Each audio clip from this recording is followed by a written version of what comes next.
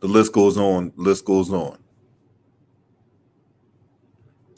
All right, so we're going to talk about every team that's in that NBA bubble right now. We know the season restarted tonight. We just did a preview of the 2 games, and now we're going to talk about the rest of the NBA. Right? I'm not talking about those teams that are out of it. We're going to talk about those teams that's still in it, even if they're hanging on by a thread. Right? Now we all know about the Lakers, right? We talked about them. We all know it's championship or bust for LeBron. Look, let's face it. Either one of those teams go down, it's over with. Period. All right. And we talked about the Clippers. Despite the fact that they didn't really had their whole starting lineup or their whole team together, they still was able to be second in the Western Conference or whatever. We all know Lou Williams gonna be out. Zubac, Shamit, Marcus Morris, their later rivals, Montrezl Harrell, Patrick Beverly, they're back. They're back as well. And the main question for this team is, can they find the cohesiveness? Can they get it together? Because if they do, watch out. What up, Prince Moore? What's going on with you, homie?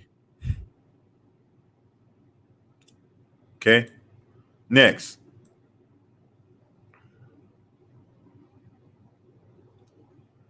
Oh, before we go next, Kawhi Leonard is chasing history here. He would be the first player to win 3 championships with three different teams. Now, what does that put him in the greatest players of all time discussion? Really, to be honest with you, if he was able to pull that off, I would say he's in the top 50. But as far as him being in the top 10, let's pump the brakes on that. All right. Let's not get carried away, But I will put him at top 50 if he were to win 3 championships with 3 different franchises and whatnot. You know what I'm saying? Now, if he was able to have some more longevity under his belt, then yes, he will continue to climb up that list. But I'm not just ready to make him a top 10 all-time player. All right, let's not get carried away. But anyway, next is the Denver Nuggets. Now, Denver Nuggets, they're third in the Western Conference. Joker didn't show up for training camp in the greatest physical condition. He still put up a double-double while averaging close to 7 assists a game, shooting 53% from the field. And Jamal Murray. Jamal Murray, Jamal Murray is a guy that, while I think he get a little carried away sometimes, he is a good player. He's a really good player. And but do I trust the Denver Nuggets? No, I don't. And I don't trust them because of the head coach, right? And this was what I wanted to talk about when it comes to the whole dynamic regarding the Denver Nuggets. That first scrimmage game told me everything I needed to know about the Denver Nuggets, right? Because you had an inferior opponent in the Washington Wizards. There was no way in hell that that team, without Bradley Beal, without Davis Bertans, should be able to compete with that Nuggets team. They were lackadaisical. They were careless with the basketball. Jokic had like 7 turnovers by himself in that game. So, do I trust the Denver Nuggets to be a legitimate title contender? No.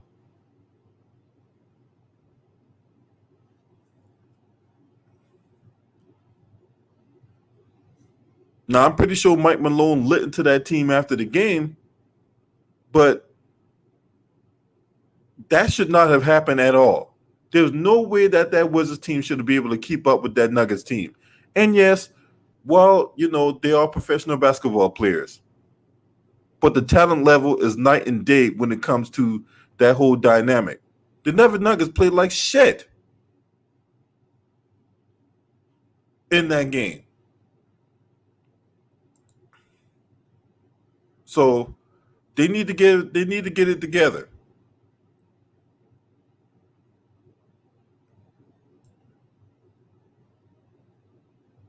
Next is Utah Jazz. They 41-23. We talked about them in the previous video, right?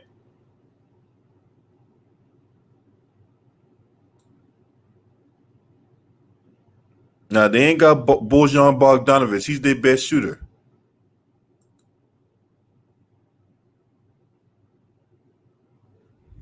But we all know what the deal is with that team, right? Now I know a lot of media is making a question of can Donovan Mitchell and Rudy Gobert get along? Well, we'll find out tonight. OKC is next.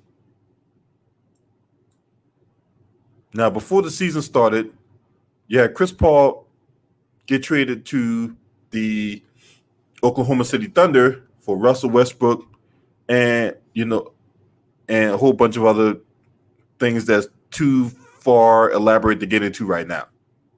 Okay? But the main pieces in that involve Chris Paul and Russell Westbrook, right? SGA,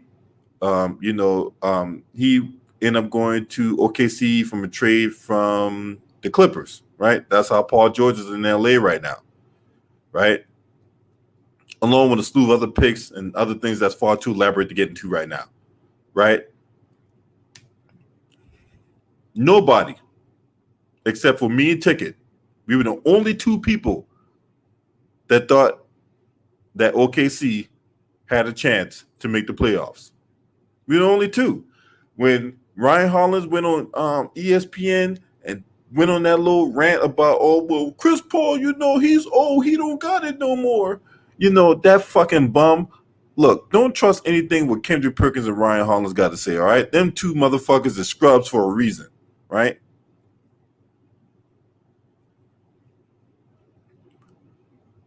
Nobody thought that OKC, at least nobody in the mainstream media, thought that OKC was going to make the playoffs.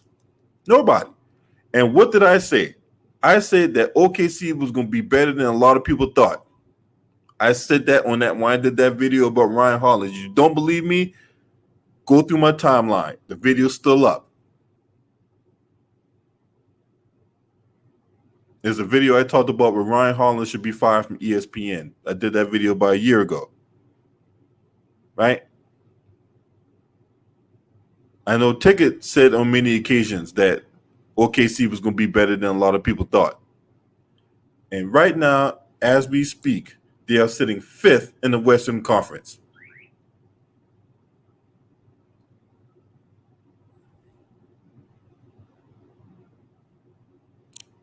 Question is, do they have enough? Right? Now, Dennis Schroeder is going to leave the bubble in August because he's expecting a kid. So congratulations to Dennis Schroeder for that. Now, he's been one of their key members coming off the bench. I think he is a 6-man of the year candidate, in my opinion. Now, to me, that award is probably going to go to either Bam Adebayo or Luka Doncic. But he is in contention for it. But with Chris Paul and Steven Adams, I think Steven Adams, he has benefited from Chris Paul being there. He ain't got to worry about Russell Westbrook, eating all the pig feet and all the hog maw and all that. You know what I'm saying?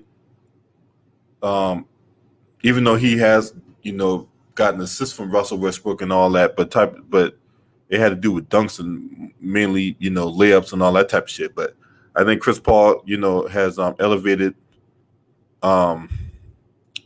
Steven Adams. So you got Chris Paul, you got SGA. I think Danilo Gallinari is still on that team. I don't know if I forgot. I think if I don't think he opted out, but he's a good scorer for that team. But do they have enough to compete? That's gonna be one of the main questions regarding OKC. But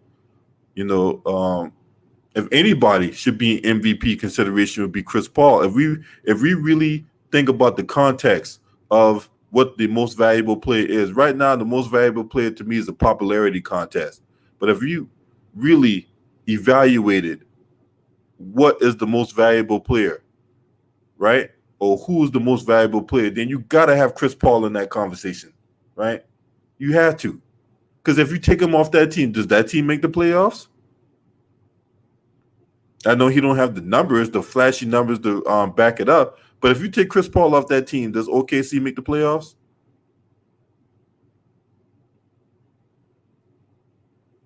That shows us that Mike D'Antoni and James Harden was the problem. Exactly. Exactly.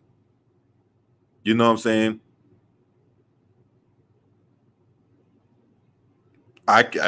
Hey, there's no reason for me to disagree with you, Prince Moore. It's right there. It is right there in plain evidence. You know, James Harden hogging up all the usage, right? You know, when you got a traditional point guard like Chris Paul who demands the ball, when the ball gets taken away from him, it limits his effectiveness. We're seeing this, right? Anywho, speaking of the Houston Rockets, they're the sixth seed, right? They got that universal backcourt of James Harden and Russell Westbrook, right? We all know there's a small ball lineup, right? Their idea is to outscore everybody, right? Their defense is going to take a hit. Yeah, I know they got PJ Tucker. Yes, I know they have Robert Covington, right? Two really good, and they also got Luke Bamamute, right? They brought him in, right? So, matter of fact, let's do this real quick.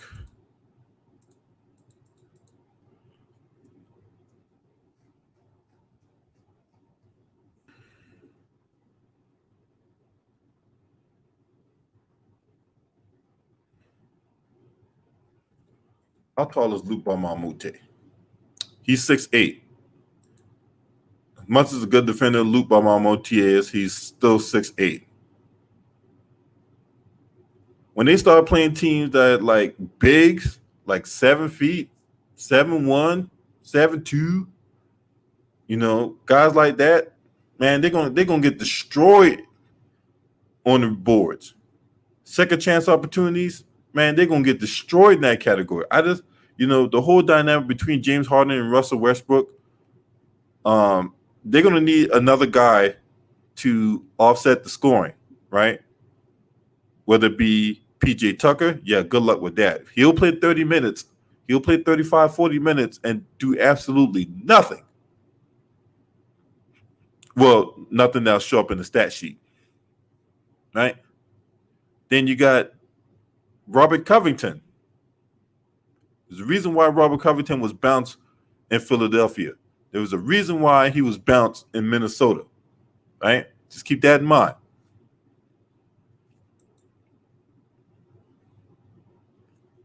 That's going to be their biggest question, right? Can they defend? Can they keep guys off the boards? Can they rebound? We know they can score the basketball between the whole dynamic of James Harden and Russell Westbrook. We know they can score the basketball, right? That's going to be their main question. Can they stop anybody? The Denver, not Denver Nuggets, Dallas Mavericks, who's sitting in seventh. They have the highest offensive rating in the NBA at 116.7.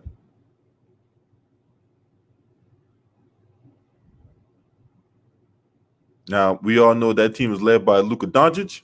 What up, Brandon? What's going on with your salute? Luka Doncic. He was an early MVP candidate.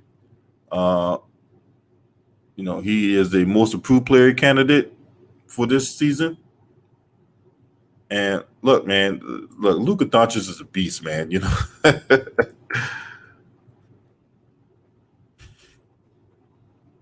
I just, come on. Let's just be honest. That dude's a beast, man. Anywho,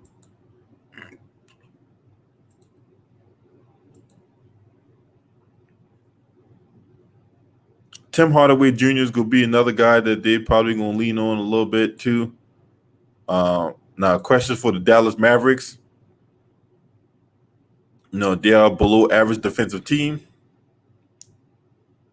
So that's going to be one question about that team right there, considering they got a guy that's 7'3"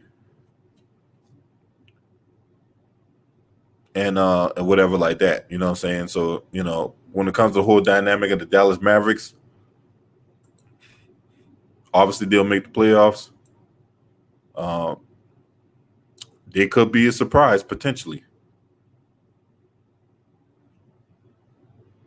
And the key word in that is potentially. But I don't know. This team could potentially, and I say potentially, be a wild card in all this, but depending on where they finish. But their defense leaves lots to be desired for that reason right there. I don't think they're going to do too much. Now, the 8th seed is where the Memphis Grizzlies currently sit. What up, Jacob Jennings? Salute to you, homie.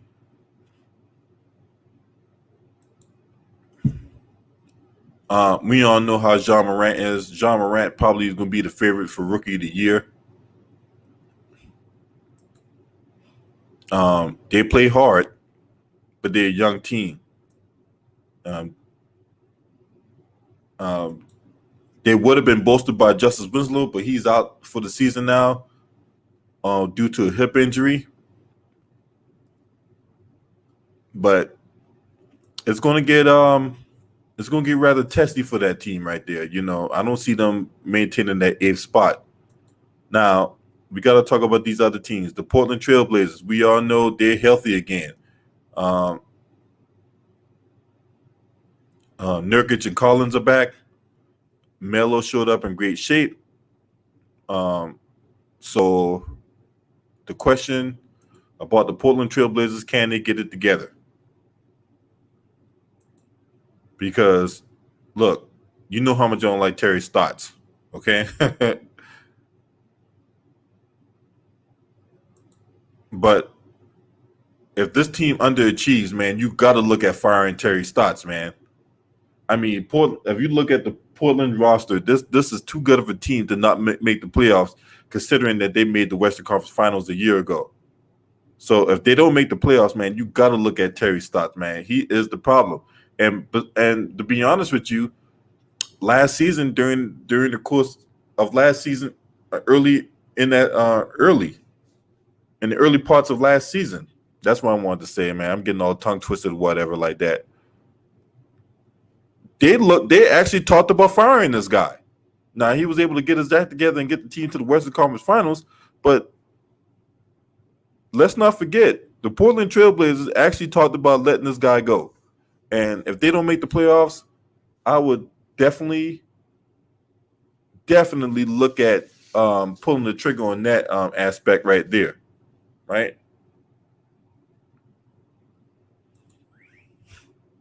Now, the New Orleans Pelicans. They also talked about Damian Lillard.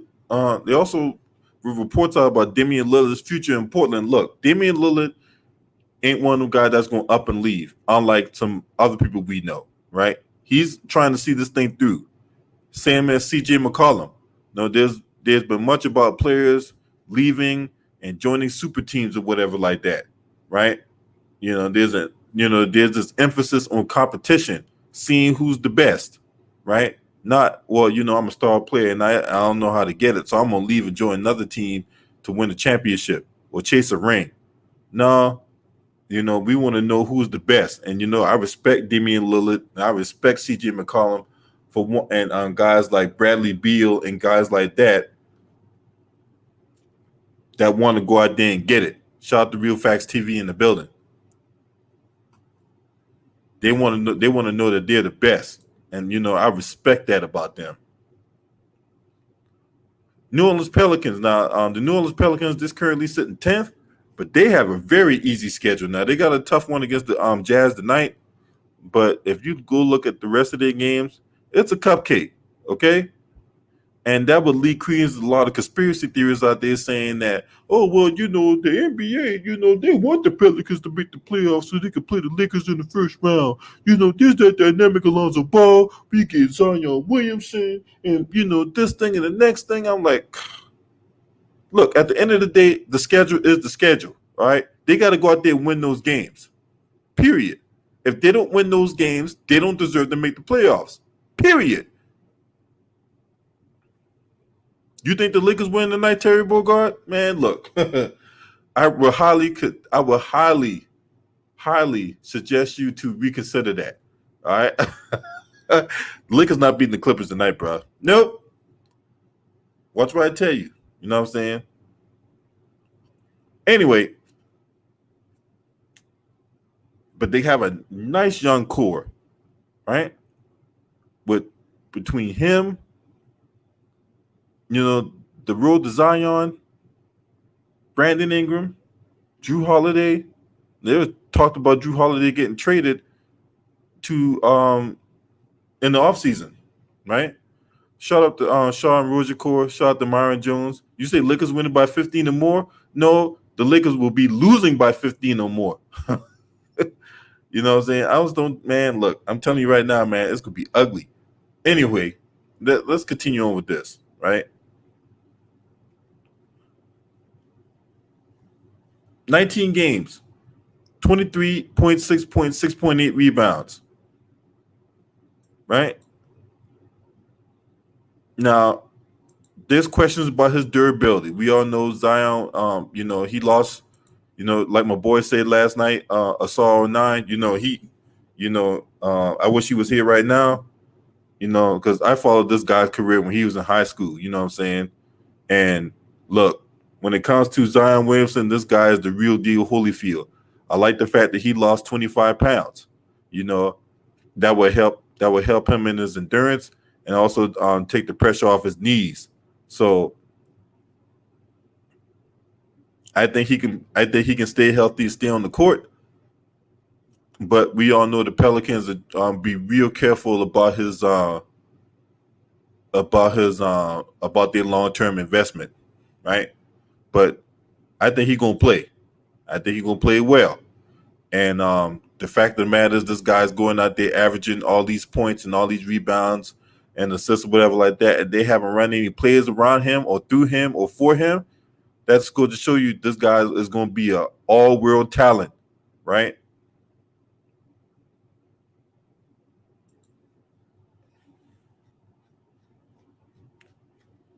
Next, Sacramento Kings. Now, I don't see this team really doing much.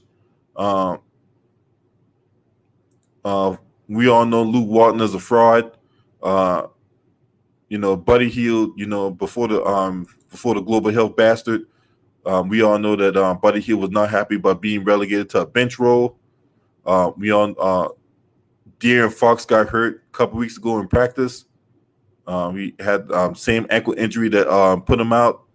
And to be honest with you, I really don't have no expectations for the Kings. Marvin Bagley's out for the season.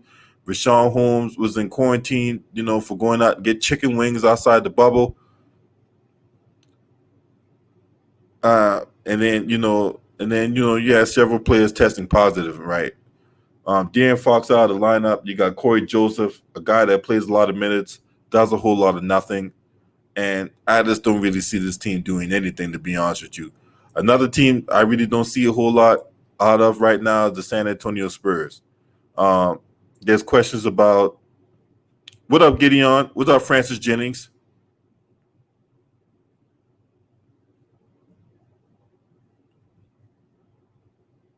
So you say Beverly is unlikely to play tonight.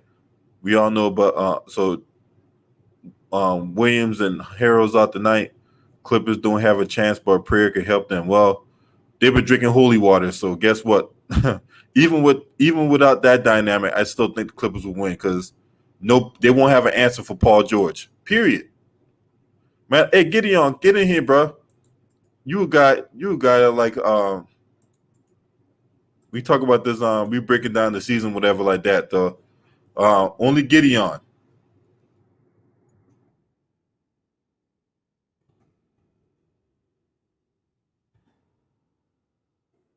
another team, like I said, another team I really don't expect a whole lot of is the San Antonio Spurs. This is a team that they lost LaMarcus Aldridge for the season. Um, they got DeRozan, but to be honest with you, I really don't see a whole lot from the San Antonio Spurs. I don't expect them to make the playoffs. What's up, Gideon? What's up, LB? Good morning. Good morning to you as well. All right, so I'm doing this season preview, whatever like that, right? Mm-hmm. Um, so since I'm done with the San Antonio Spurs, because I really don't have a whole. Oh, we got the Phoenix Suns as well, but it's going to take a miracle. I don't see them doing that neither. Same here. Yeah. Hitman X might disagree with me, but look, fuck all that, man. We all know what it is. All right. Now, Mm-hmm. let's you and I talk about the Eastern Conference, right? Yeah. Now, the number one seed right now is the Milwaukee Bucks. We all know they have the best record in the NBA. They lead the NBA in point differential as well. They got the league's best defense and the third best offense. More than likely, Giannis will be the MVP again. But they do have questions, though. Do you see this team as an NBA Finals lock in the Eastern Conference? No, I don't think they're finals locked to just get to. I don't think they're an NBA finals lock because you have Eric Bledsoe and Chris Middleton who are up and down in the playoffs. But I think it'd be making more sense to pick Milwaukee to come out the East because Toronto. I just don't think Toronto has that go-to guy. Miami could beat Milwaukee, but I think Miami's a year away. Indiana's banged up, and I don't think they'll beat them. Boston, they're a great team, but Boston has question marks too. You know what I Yeah, mean? we'll So, get to the we're going team by team, so we'll get to that in a minute. oh, sorry. Yeah, So, yeah, okay. I'm pretty sure. We're going team by team, right? all right, common sense would just tell you that Milwaukee will make the finals, so, but it's going to be a tough road to the finals. Now, Chris Middleton has came out and said that he didn't pick up a basketball for several months during the quarantine. Wow. Matter of fact, it said Chris Middleton didn't touch a ball for 2 to 3 months. So Mm, if that's the case, then there's also endurance issues. mm-hmm. There's also the issue with shooting the ball with any kind of consistency and accuracy or whatever like that. Yeah. Because look, if you didn't pick up a ball in months, it's not like you can just jump off the back of the truck, go to the gym, and just start lighting shit up. It don't work like that. True. So that's gonna be that's a huge question mark right there. And just like you said earlier, we know how much of untrustworthy that Chris Middleton and Eric Bledsoe can be. And we've seen this time and time again where Giannis, he's not an efficient 3-point shooter. They're gonna pack the paint on him. They're not gonna let him just come in there like that. Mm-hmm. So it's gonna be a dynamic. I did see on Ticket Channel that I got them winning the finals, but that's not a lock. But I stand on my square. Next, the Toronto Raptors, right? Now, Toronto Mm-hmm. Raptors, obviously they lost Kawhi Leonard. Pascal broke out. Um, now, Fred VanVleet, did he get hurt? Yeah, I think he got hurt versus the Blazers. Yeah, hurt his ankle. Yeah. Okay. And now there's questions about them, right? Yeah. Now, last last year they had a guy that could score the basketball whenever they were in stretches where they couldn't hit a rock in the ocean, right? Mm-hmm. Do you feel that that's the same questions that we have about them now? Yeah, I think Toronto. Look, Toronto's gonna be a tough out, but they don't have that go-to guy, like I said, and Kawhi Leonard who can take over the game down the stretch, who can pull up, who can who can take over the game on both sides of the ball. Spicy P is a great player, but I don't think Spicy P is that go-to guy. So I think the Raptors they're gonna have some problems in the playoffs because they just need that person who could take over the game down the stretch. So there's gonna be a lot of question marks too. And Kyle Lowry, I understand Kyle Lowry had a monster playoff run last year, but remember he hasn't played well without Kawhi in the playoffs. Is he gonna step it up in the postseason? Those are things we have to consider, though. And don't forget, what's key for the Raptors last year is that you have OG Anunoby. Like you have another guy who can defend, who can hit the 3-point shot, and who and can get multiple positions. People talk about the Warriors injuries last year, but nobody talked about that OG Anunoby didn't play in the playoffs, and he can bring that toughness and defense and occasional 3-point shooting and versatility that the Raptors need. So that they could have needed last year in the playoffs. So I'm saying is that Toronto's gonna be a tough out because they have a good system, but I just don't think they have that go-to guy yet. I just to take over the game, and I think it's gonna come back to haunt them when they play a team like Milwaukee or even Boston, or hell, even Miami. It's gonna be problems. And going back to the Milwaukee Bucks real quick, they're going to miss Malcolm Brogdon, man. I'm telling you, they're going to miss him. Mm-hmm.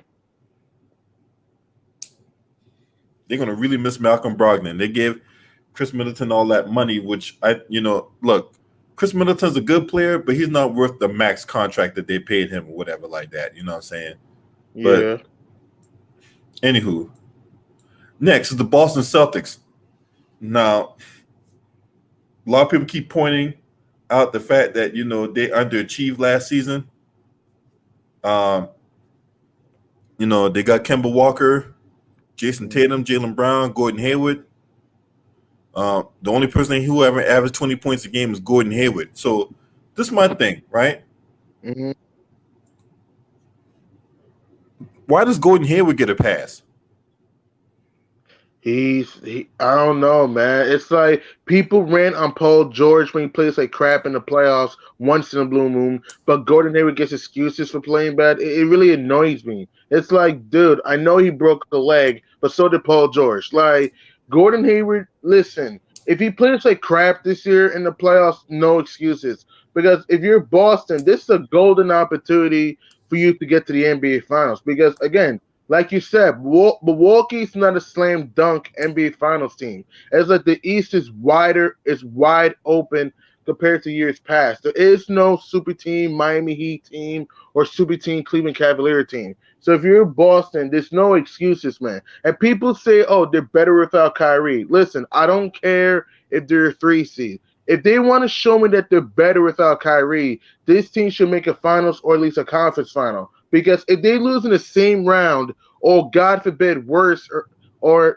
around earlier, then how are they better without Kyrie? I'm just saying it's that yes, Kyrie did cause some problems last year, but it's also the team. Jason Tatum didn't play inspired last year. Neither did Jaylen Brown. This year, these guys are playing inspired. And Kemba Walker is good, but Kemba's only won 3 playoff games in his career. So I'm saying is that look, if Boston wants to do something in the playoffs, these guys got to be consistent in the playoffs and be big in big time moments, though. And we don't, and we have to wait and see though what's going to happen with Boston. But Gordon Hayward, he's a good player, but he's getting excuses for playing bad just because he had a broken leg. But yeah, Paul George gets flagged for playing bad, but he had a broken leg in a USA game. I don't get it.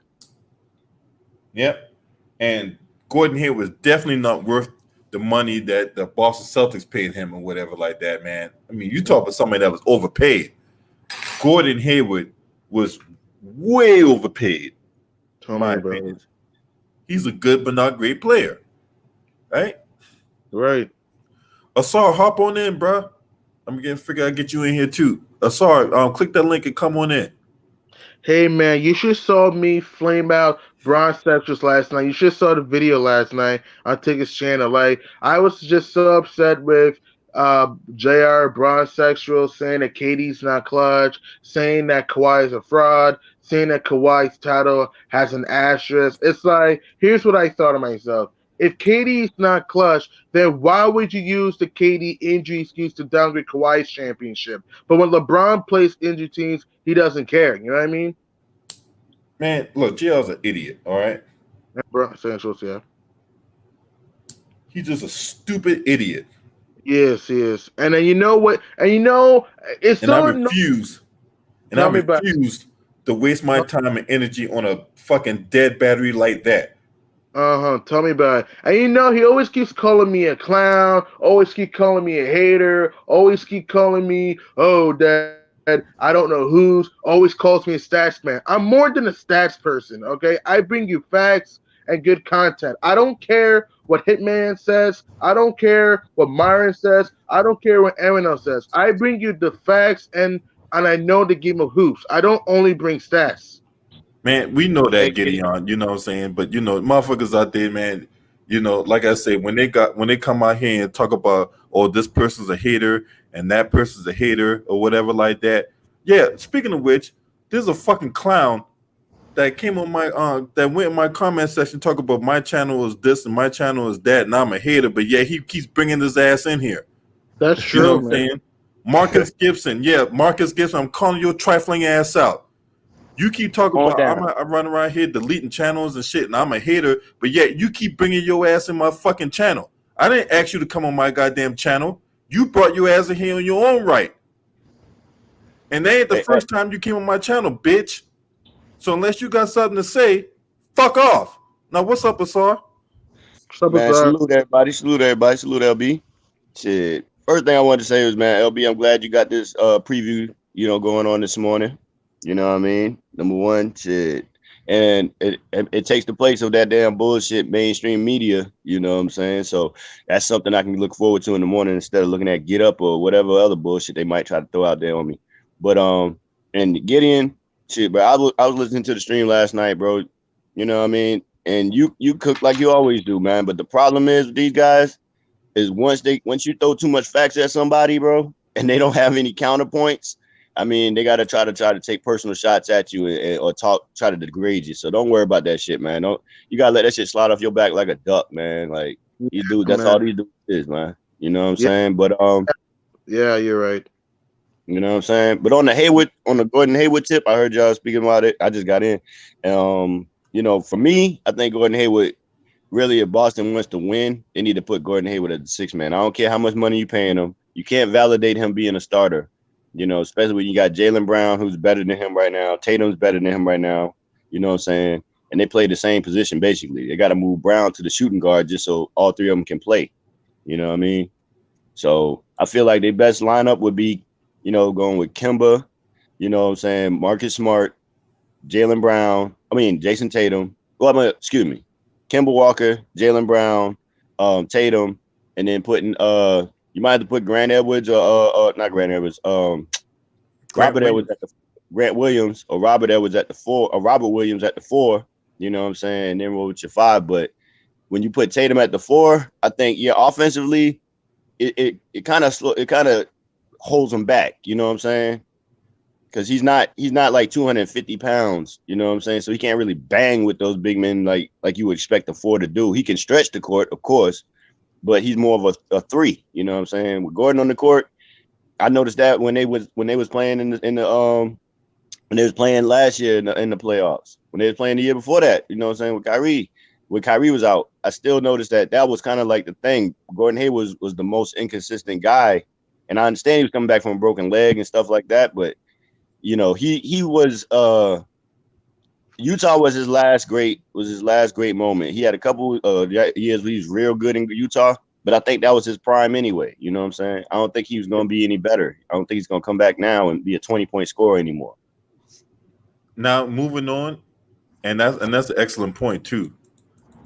Moving on, we're gonna talk about the Miami Heat. Now the Miami Heat, we all know that their big acquisition was Jimmy Butler.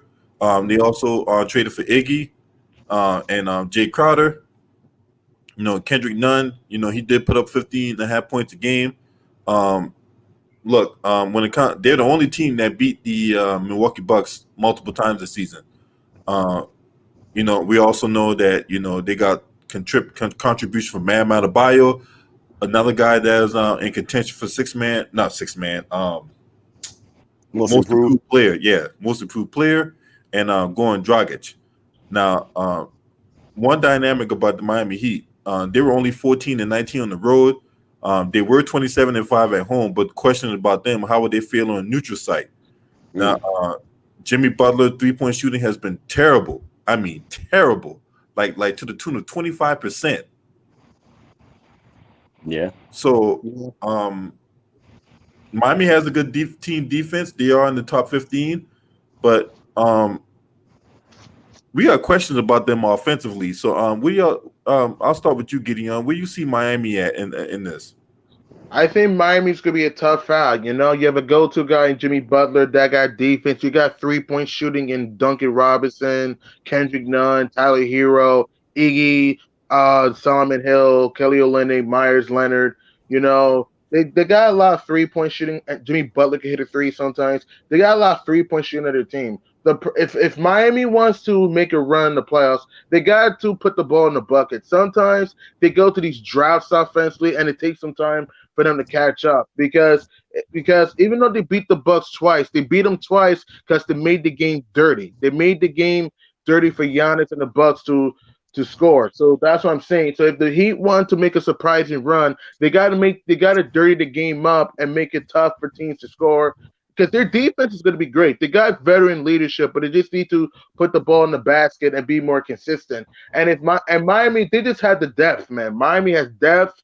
They got Bam Adebayo has been surprising this season. He's been awesome this year. So I'm saying is that the Heat are going to be tough. And Eric Spoelstra, people who say Eric Spoelstra is a bum ass coach, they don't know basketball because Eric Spoelstra is second in Miami Heat coaching history in wins. And Eric Spoelstra, he's going to show people that he's going to work on his magic and take his team far in the playoffs. Do not be surprised if they're in the NBA Finals. Don't be surprised, man, because Miami has a lot of depth, have some 3-point shooting veterans who are willing to prove themselves, and they have the depth. And don't forget, Giannis is a free agent soon. Don't be surprised if he's in South Beach. Go ahead, Asar. Well, just piggybacking off Gideon's point, like you said, man, they have a very solid overall team when you're looking at 3-point shooting, interior scoring. They're pretty decent with Bam. You know what I'm saying? Bam, Jimmy can score in the paint. Jimmy can get the ball to the basket, and you got a lot of guys who are great scorers on the perimeter, and they have a good team. They have great team defense too. And I think it's very underrated. The only thing I would be kind of like cautious of as far as the Heat moving deep into the playoffs is their inexperience, their youth. Like, you know, Kendrick Nunn being basically a rookie, you know what I'm saying? Tyler Hero being a rookie, and Duncan Robinson is not a rookie, but he doesn't have a lot of NBA experience. So the team, while they do have some vets, you know, they still, like, their main players now are still younger guys. So that's the only thing I would be worried about. But since they're in this bubble, you know, situation, and they're playing every other day, I think some of that's going to kind of balance out with the fact that they're being young. Is going to help their legs. It's going to help their ability to bounce back and play games in short periods of time, you know, compared to like guys who've been playing a long time who have to, you know, have that extra day of rest, you know, when it comes to the playoffs and stuff. So I think Miami could make some noise because Eric Spoelstra is such a good coach. He's gonna have those guys playing up, you know what I'm saying, to the max, you know. And like you said earlier, LB, we got to see what they do on a neutral site. And I know they wasn't that great on the road, but the fact that I think they're staying in their home state and they only have to go maybe like an hour and a half, 2 hours away from where they normally play, I think it's not going to really hurt them. I don't think the neutral site is going to hurt them as much. I think their youth might be the thing that hurts them. That's probably why I feel like that's why they have so much trouble like generating offense, because these guys are still learning how to be consistent. You know what I'm saying? Some of these other guys, you know what I mean? Mm-hmm. Right. I think they could be a thorn in somebody's side, and if somebody take them light, they could get up out of there because their defense is so good as a team. And they do have guys like Jimmy's not shooting great from three, but one thing about Jimmy, he'll be smart enough to know that if his three ain't dropping, he got 3 or 4 other guys on the team who can do that at high volume with Hero and Duncan, Olynyk, you know what I'm saying? So he doesn't have to chuck up threes, you know what I'm saying, in order for them to win.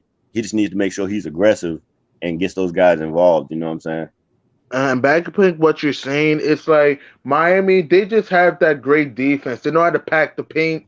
They know how to guard the perimeter. Remember, Iggy's a Finals MVP. He's going to help tremendously on defense. And he can hit a 3-point shot. Jay Crowder. Sorry, he's on the Grizzlies. I'm sorry. Solomon Hill. Solomon Hills could give you.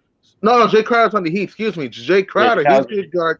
Yeah, Jay Crowder's gonna bring you some defense. He can hit the 3-point shot. He's been to a conference final before. And Solomon Hill, he can guard a perimeter and he can hit a 3-point shot. So yes, I think Miami they could make the finals. I'm not saying they will because of lack of experience, like you said, but I'm saying that Miami could be a tough out because they're going to give 100% effort. They have guys who can give you 15 to 20 points per game if they wanted to, and guys who can stretch the floor. And Bam Adebayo, listen, Bam is going to give it his all, man. He's shown that he's most improved. I like his offensive game, his hustle. So it's going to be a tough out for the opponent, though. And like you said, Eric Spoelstra, he's going to make the right coaching moves to get his team far in the playoffs. It's like LeBron fans always want to downgrade Spoelstra because LeBron got him all those wins. Yes, LeBron helped Spoelstra, but Spoelstra was a great coach and made big moves. Though, like people forget, back in 2016 when Chris Bosh and Whiteside had injuries, he almost made a conference final. If it wasn't for injuries to Whiteside and Bosh, they might have beat Toronto and faced Cleveland in the conference final. So Eric Spoelstra is a great coach. I'm just saying is that again, he does not have to win a title this year to prove it. He just needs to just go a little bit far. And I think Miami, they've overachieved. And people who keep saying that, the East is weak, I don't want to hear that shit because nobody had Miami a top 4 seed to begin with, you know? I don't think Miami overachieved. I think when we look at it, let's look at the exposure's totality of his career. How many times has he been the coach of the Heat and they've been like a number 3 pick, a number 3 or up pick, top 3 or top 5 pick? Twice? Like twice, probably. And think about that. Just think about that. That means when they got Dwayne Wade and then when they got Michael Beasley, I don't think from then till now they've been like a top 5 pick. Maybe one time out of that. We talking about it in like 17 years. Yeah.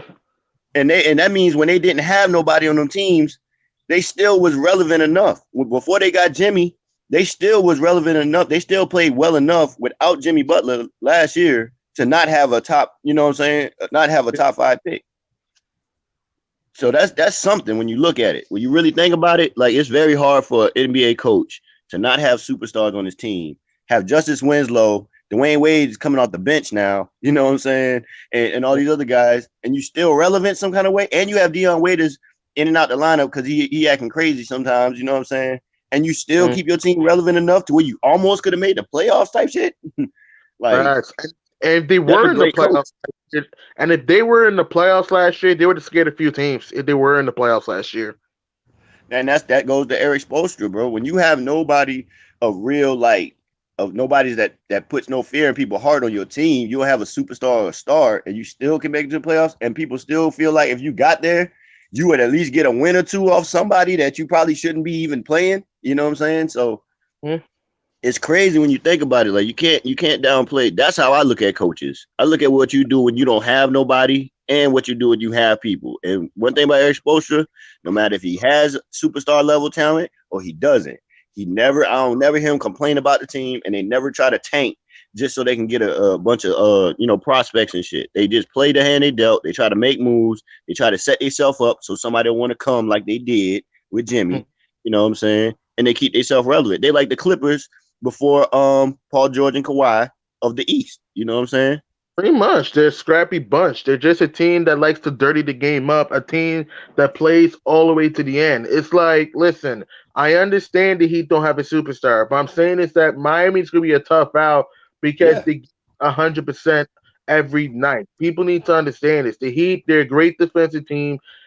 The thing that they got to work on is their offense. They got to avoid droughts sometimes. If they can avoid droughts offensively, they can do something. So I'm saying is that, like I said, Eric Spoelstra's had a great resume. Like again, I know he's not been to a conference final still, but you have to look at some of the unfortunate luck he had, though. So I'm saying it's like, look, I think this is the year that he could do something. And next year, when they get healthy, you never know. If Giannis goes to Miami or they get a superstar, don't be surprised if Miami's the team of the 2020s. Oh yeah, of course. But that's the thing about them. They so built.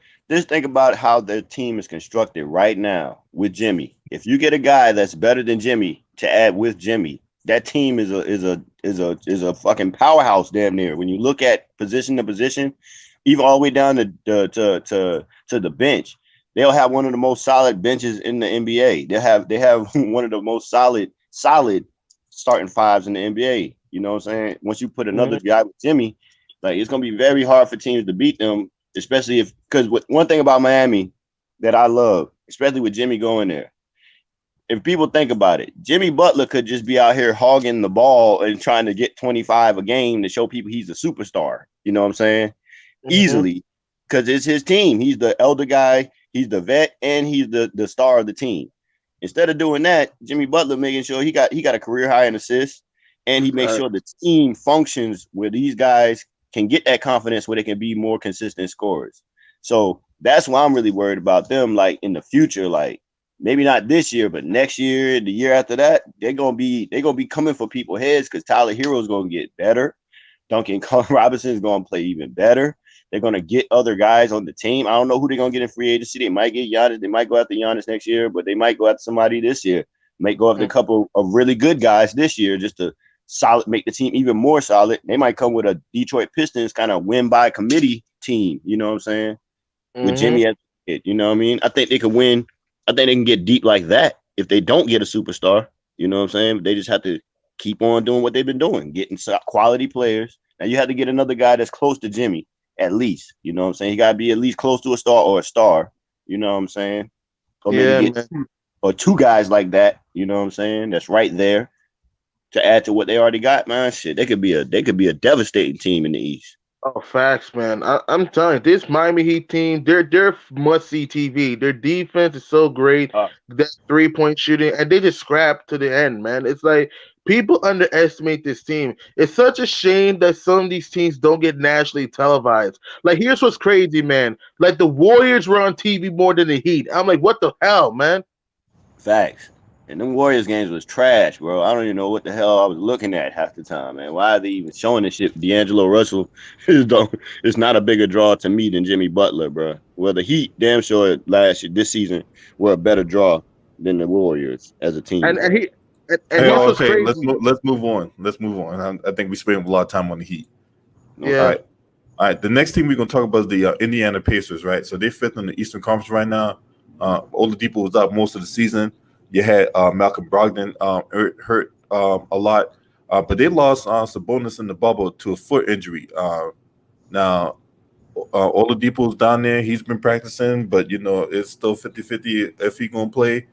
So, what do you see the Indiana Pacers in all this? I don't see a whole lot from them, but what do y'all see it? Indiana, they'll make the playoffs, but I think they're gonna be out in the first. They're gonna go home in the first round. Listen, they lost a lot of pieces.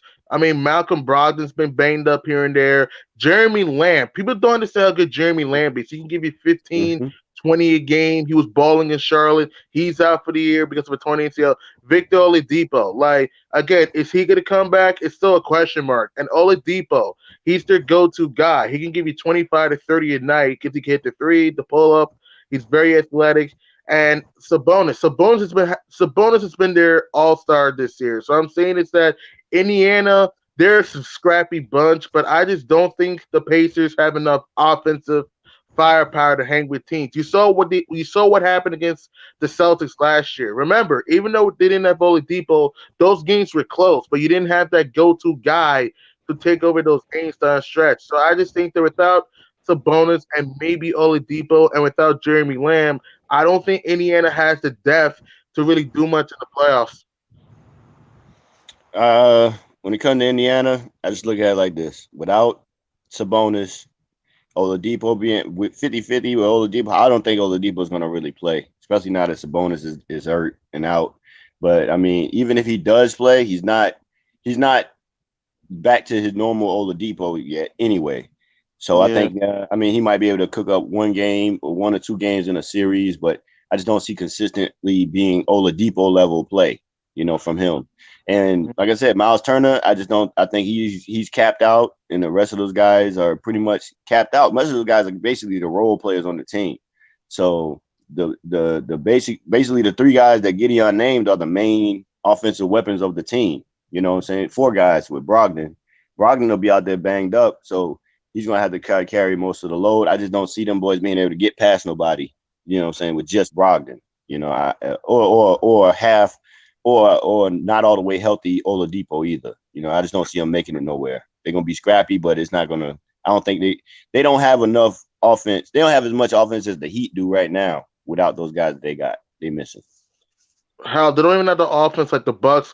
And hell, the Yeah, Sixers, even the Sixers would beat them. It's like even though Philly's super inconsistent, I just think guys like Philly, Milwaukee, Toronto, Miami, they just have more depth and have more personnel than Indiana right now. If yeah. Indiana was fully healthy, Indiana could be an NBA Finals contender, but they just don't have the health. They don't have the depth. They just don't have the shooting to match those teams. They snake bit. Yeah. Who else, LB? LB. He on mute. I know you handling some business. But I will say this though too. I feel like Indiana, unfortunately, I feel like Indiana's still like 3-4 years away, bro. Like to be Yeah. honest, I feel like they still like at least 2 years away from actually being a strong contender. I just feel like they need I feel like what Indiana needs is they need a guy like Oladipo. Unfortunately, got hurt before he could really like live out his prime. So I don't think he's ever gonna be like a 20-point scorer or nothing like that. He's gonna still be a solid overall player and all around, but they need a guy who is a bucket. You know what I'm saying? To go with because Sabonis, guys like Sabonis, Lamb, Brogdon, and Oladipo having to carry the load they still have a cap to their level, bro. They're not going to, it's very hard for those three guys to all put up, real great numbers. Like Sabonis averaging 20, you know what I'm saying? And Oladipo giving you 18 and Brogdon giving you 19 and 9 or something like that. That's going to be very hard with them because of the way they play, But if they had a guy that was like a walking bucket right now on that team that can bring some of the attention to him to where those guys get even easier shots, then they could be more of I think it could be more of a devastating team to people. You know what I mean? They just don't have that scorer. Yeah, man. They don't have that superstar yet. They don't have that Yeah, superstar. And look, Nate McMillan's an okay coach, but he's not a great coach, okay? Nate McMillan, he's an average coach at best. It's like I agree. they just don't have the personnel to do much. They just don't have the shooting. Their defense will be fine, but it's like it's their offense. Like without a healthy Oladipo Sabonis, who's gonna be your go-to guy? Malcolm Brogdon. Brogdon's a good player, but I don't think Malcolm Brogdon's a true go-to guy yet. Even Jeremy Lamb can be a go-to guy sometimes because look what he did with Charlotte last year. Remember when he was hitting game winners versus the Oh yeah, Raptors? yeah. Jeremy Lamb is a very solid player, and he could be that guy that's like your six man that comes off the bench if you need to cook up for you. He could be your low rent Lou Williams. He could be, you know what I mean? He ain't good as Lou, but he could be your low rent Lou. You know what I'm saying? A poor Yeah, man's Lou for you. He can come out there and do some things, bro. And he's long. You know what I'm saying? He got pretty good athleticism, but it's just like they just don't have the right. They just don't have the right mix of people. It's going to be very hard for them to get free agents because of their lack of like real success with what they have. You know what I mean? They can't yeah, really somebody deep into the playoffs with somebody be like, well, I can go over there and probably change the culture. You know what I mean? They need to get some. They have to really. I think it's like with Miles Turner and guys like that. They're gonna have to take those guys and try to trade them to get somebody, bro. Get some picks, high picks or something, and try to make some moves. You know what I'm saying? Because right now their team is just kind of like gonna be right there in the middle. They're gonna be too good to be a lottery team and too bad to really make imprints in the playoffs. So they're gonna be kind of like in no man's land. You know what I'm saying? For a while if pretty, they don't make some moves. pretty much. The last time the Pacers got out the first round was 2014. So yeah, Yeah. So who else we talking about? I guess he going up. So we're just gonna talk about the Sixers. LBZ. LB, your mic is muted. I guess he has to do something. That's my Yeah. guess. So it's like, yeah. So Milwaukee, they'll be a tough. I think Milwaukee will come out the East. I think Milwaukee will redeem themselves from last year. I just think that the most firepower, the most depth out of the team, Miami, they'll be a tough out. Indiana, they just don't have enough. Toronto, like I said, Toronto, they'll give everything they could, but I just don't think Toronto has that go-to guy yet because Spicy P is good, but I haven't seen Pascal be a true go-to number one yet in a playoff series. So I just see him do that. And then Kyle Lowry, look, Kyle Lowry did ball out in the playoffs last year, but that was with Kawhi Leonard. Because we all remember with DeMar DeRozan, he was tapped out every damn playoff run and had multiple bad games. Can Kyle Lowry show that he's bored, that he can be a producer in the playoffs? That's the question. And Nick Nurse, look, Nick Nurse is a pretty good coach, but sometimes he can make some mistakes here and there, like that Yeah. one mistake he had with the timeout in Game 5 when it seems up by 6. But that's a long story. Toronto, Yeah. death, but I just don't think Toronto. They're just not ready. I just don't think the Raptors had the firepower or the go-to guy for them to win. So, and like we talked about Indiana, like I said, Indy, they just don't have enough, man. Without a healthy Oladipo, without a healthy Sabonis, and they just not, and without Jeremy Lamb, they're not gonna really get do much. They'll compete and give their effort, but they just don't have that offensive punch off the bench or even in a starting lineup to make them say they can win the East. So yeah. Only thing I can say about is I won't count out Toronto as far as being able to make a deep run. I don't think they're going to get to the finals. Personally, they're not my finals, not one of my finals choices from the East. But I will give them the fact that while Spicy P, I haven't seen him I agree with you. I haven't seen Spicy P as the number one option, but I believe that Toronto, because they have a great system there, and they play great team defense, and they use their pieces very well most of the time. I feel like the only reason they won't make it to the finals is because, like you said, they don't have a guy. I don't know if Spicy P is going to be able to show up to get them over the hump to get them to the finals or nothing like that. He probably can get them to the Eastern Conference Finals, maybe. Mhm. You know what I'm saying? And Van Vliet, them guys can cook up too. You know, they have a very solid team, so it's like they don't have to really depend on just one guy because they have so many names. They have so many guys who've been solid throughout their career and stepped up in moments to where it's like two or three of these guys, like Kyle Lowry and Van Vliet, step up on a night with Ibaka, and you can still Mhm. win. You know what I'm saying? Spicy P step up, Marcus All have a night, and Norman Powell come out of nowhere and have a great night. You can still win. You know what I'm saying? But Mhm. I think that's when it comes down to, like you said, Nick Nurse. I feel like Nick Nurse he's gonna make some mistakes here and there that he probably shouldn't make, but he's a second year coach, so he should True. make them. I mean, Yeah. he had the luxury of having Kawhi, so some of those mistakes that he was making, we didn't even notice because we couldn't tell because of Kawhi. He made up for it, or some of the other guys with Kawhi out there on the court made up for it.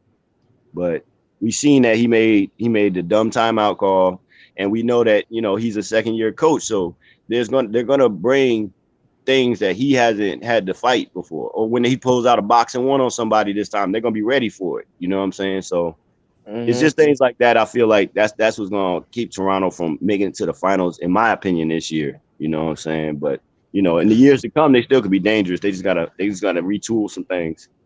Yeah, yeah, yeah.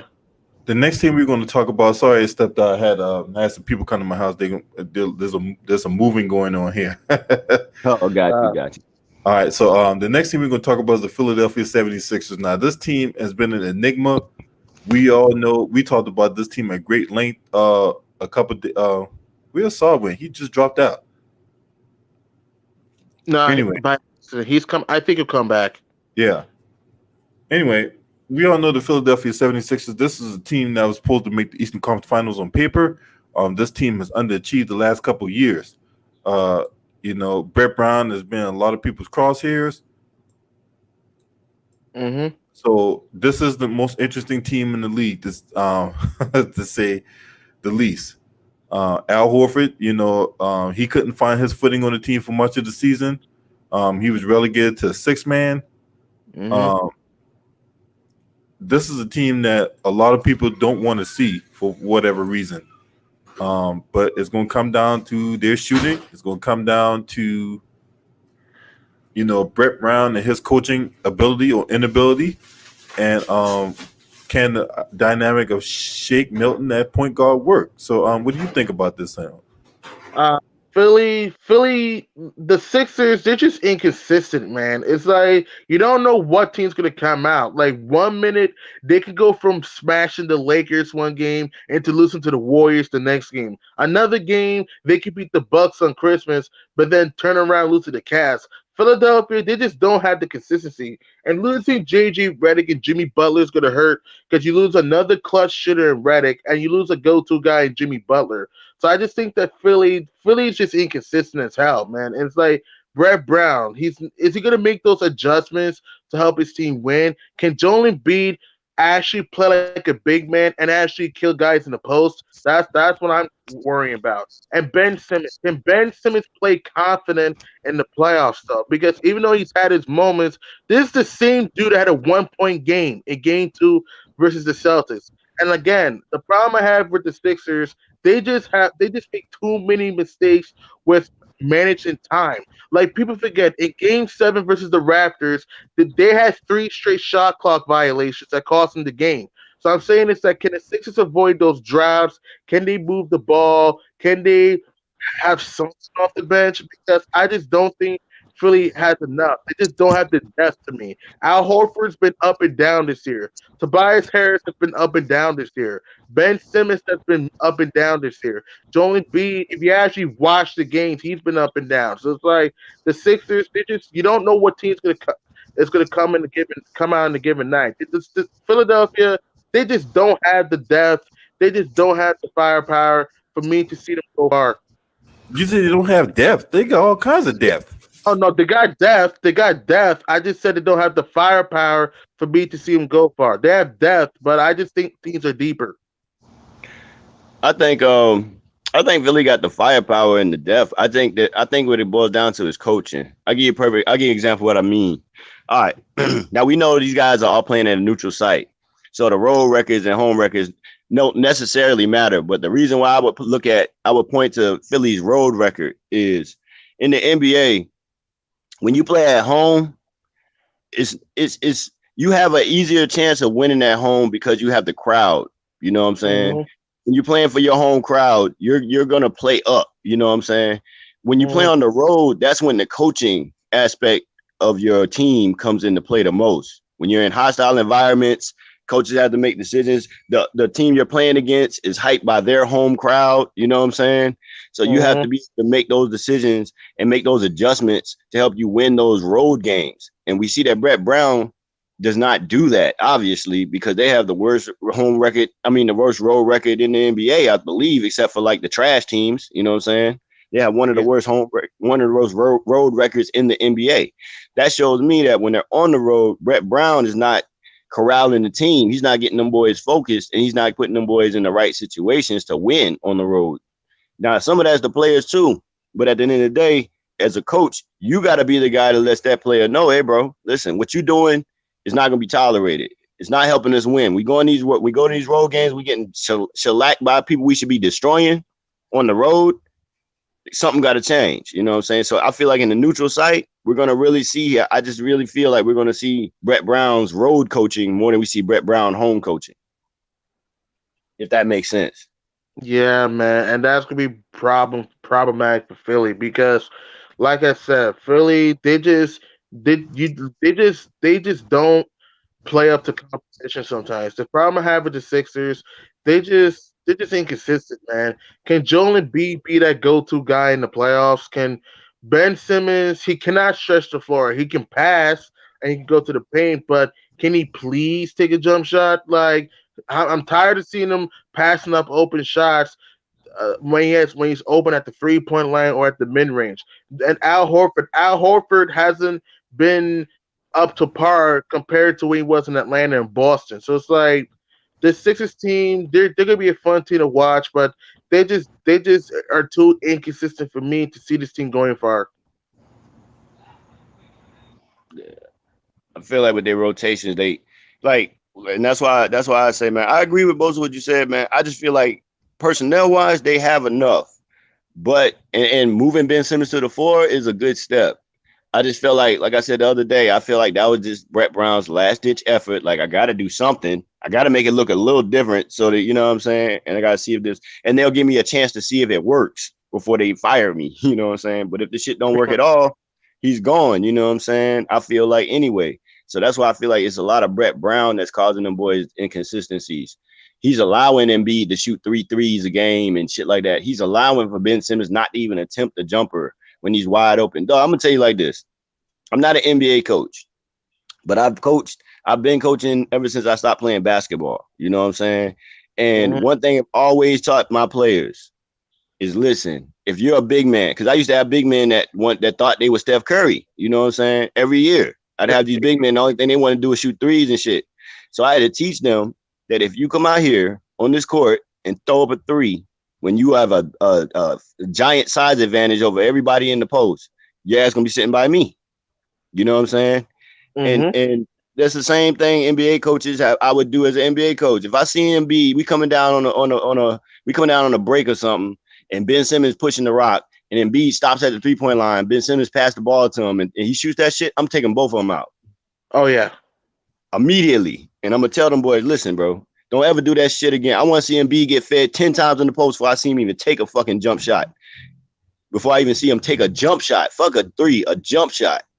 We're going to get him rolling and dominating early. Ben, you're going to keep attacking the basket. You're ass scared to shoot a three. You're going to go to the 4. We're going to get another guy out there on the perimeter that can shoot, that ain't scared to shoot. And we're going to throw alleys to your ass, or we're going to give you the ball on a cut so you can just cut toward the basket from inside and score like with them little hook shots and shit you throw up. We're not going to be doing this. You at the top of the key can't shoot. And this man up here at the top of the key shooting threes when he's 7 feet tall and 280 pounds. Hell no. Like, that goes down to Brett Brown. Brett Brown should have been digging in their ass. These guys are young stars and superstars or whatever you want to call them, but they still young and they still inexperienced and they're still a member of the team that Brett Brown is the coach of. If that was Doc Rivers, that's Doc Rivers to do. He tell them boys, hey, bro, stop that bullshit. Or I'm going to put your ass on the bench and I'm going to throw you back out there with the scrubs. You know what I'm saying? When we down 25, nigga. I agree, man. If I was a head coach, I would have him beat in the post. I would have Ben Simmons bring up the rock. And again, the problem I have with Brett Brown and the Sixers is, like you said, I don't want to see Embiid keep jacking up perimeter shots, especially if you're not buying that, if you can't hit them. It's like, dude, use your size advantage, use your length.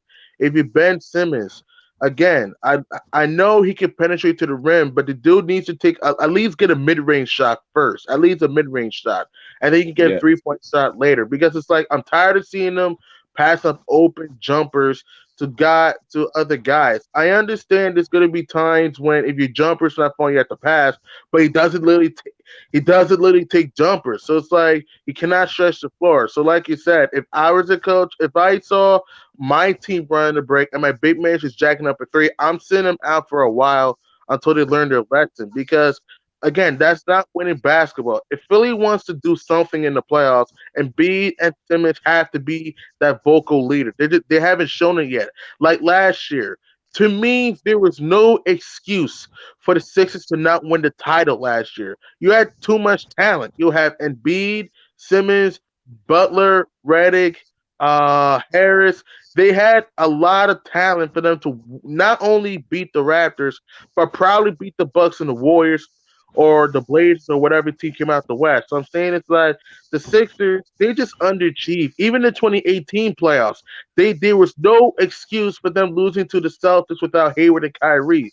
They should have been in the conference final against the Cavs. So I'm saying it's that Philly, they just haven't had that success yet, and they have underachieved, and they just have done this or they're gonna be in trouble. Yeah, they're gonna be in a lot. If they get the wrong matchup, and Brett Brown, have another one of his coaching gaffes, they're gonna be in trouble, man. Let's be honest. Now, the next team we're gonna talk about is the Brooklyn Nets. Now, we all know that this team has been decimated. No Kyrie Irving, no KD, no Dinwiddie, and no DeAndre Jordan. Like this team is a shell of themselves. They got Jamal Crawford. They brought in Tyler Johnson, but look, I don't see Tyler Johnson doing a whole lot, right? They also had Michael Beasley for one point or another, but he ended up having to leave the bubble. I thought he ended up catching the Corvidius Maximus or whatever. Mhm. Yep. So he's left. So this team here is decimated, man. Like I don't see them getting out the first round. What do y'all got on this? Yeah, I agree, man. Brooklyn, they just been disappointed this season. It's like they don't have the same excitement compared to last year. Last year's Nets team played hard every night. This year's Nets team, they choose when to play hard and they don't defend. That's the problem with Brooklyn.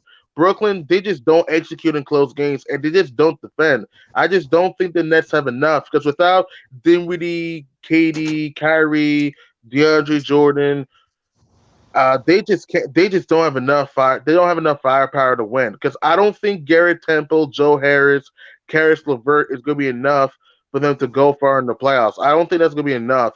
So I think that even though and Jock Vaughn is not a great coach to me though. Brooklyn's going to need a new head coach. So it's like the Nets. If the Nets want to do something in the future, they got to stay healthy and they got to get a better coach. And if they can do that, they can do something. But as of right now, the Nets they'll make the playoffs, but they're going to go home and early in the first round. It's going to be early fishing for Brooklyn.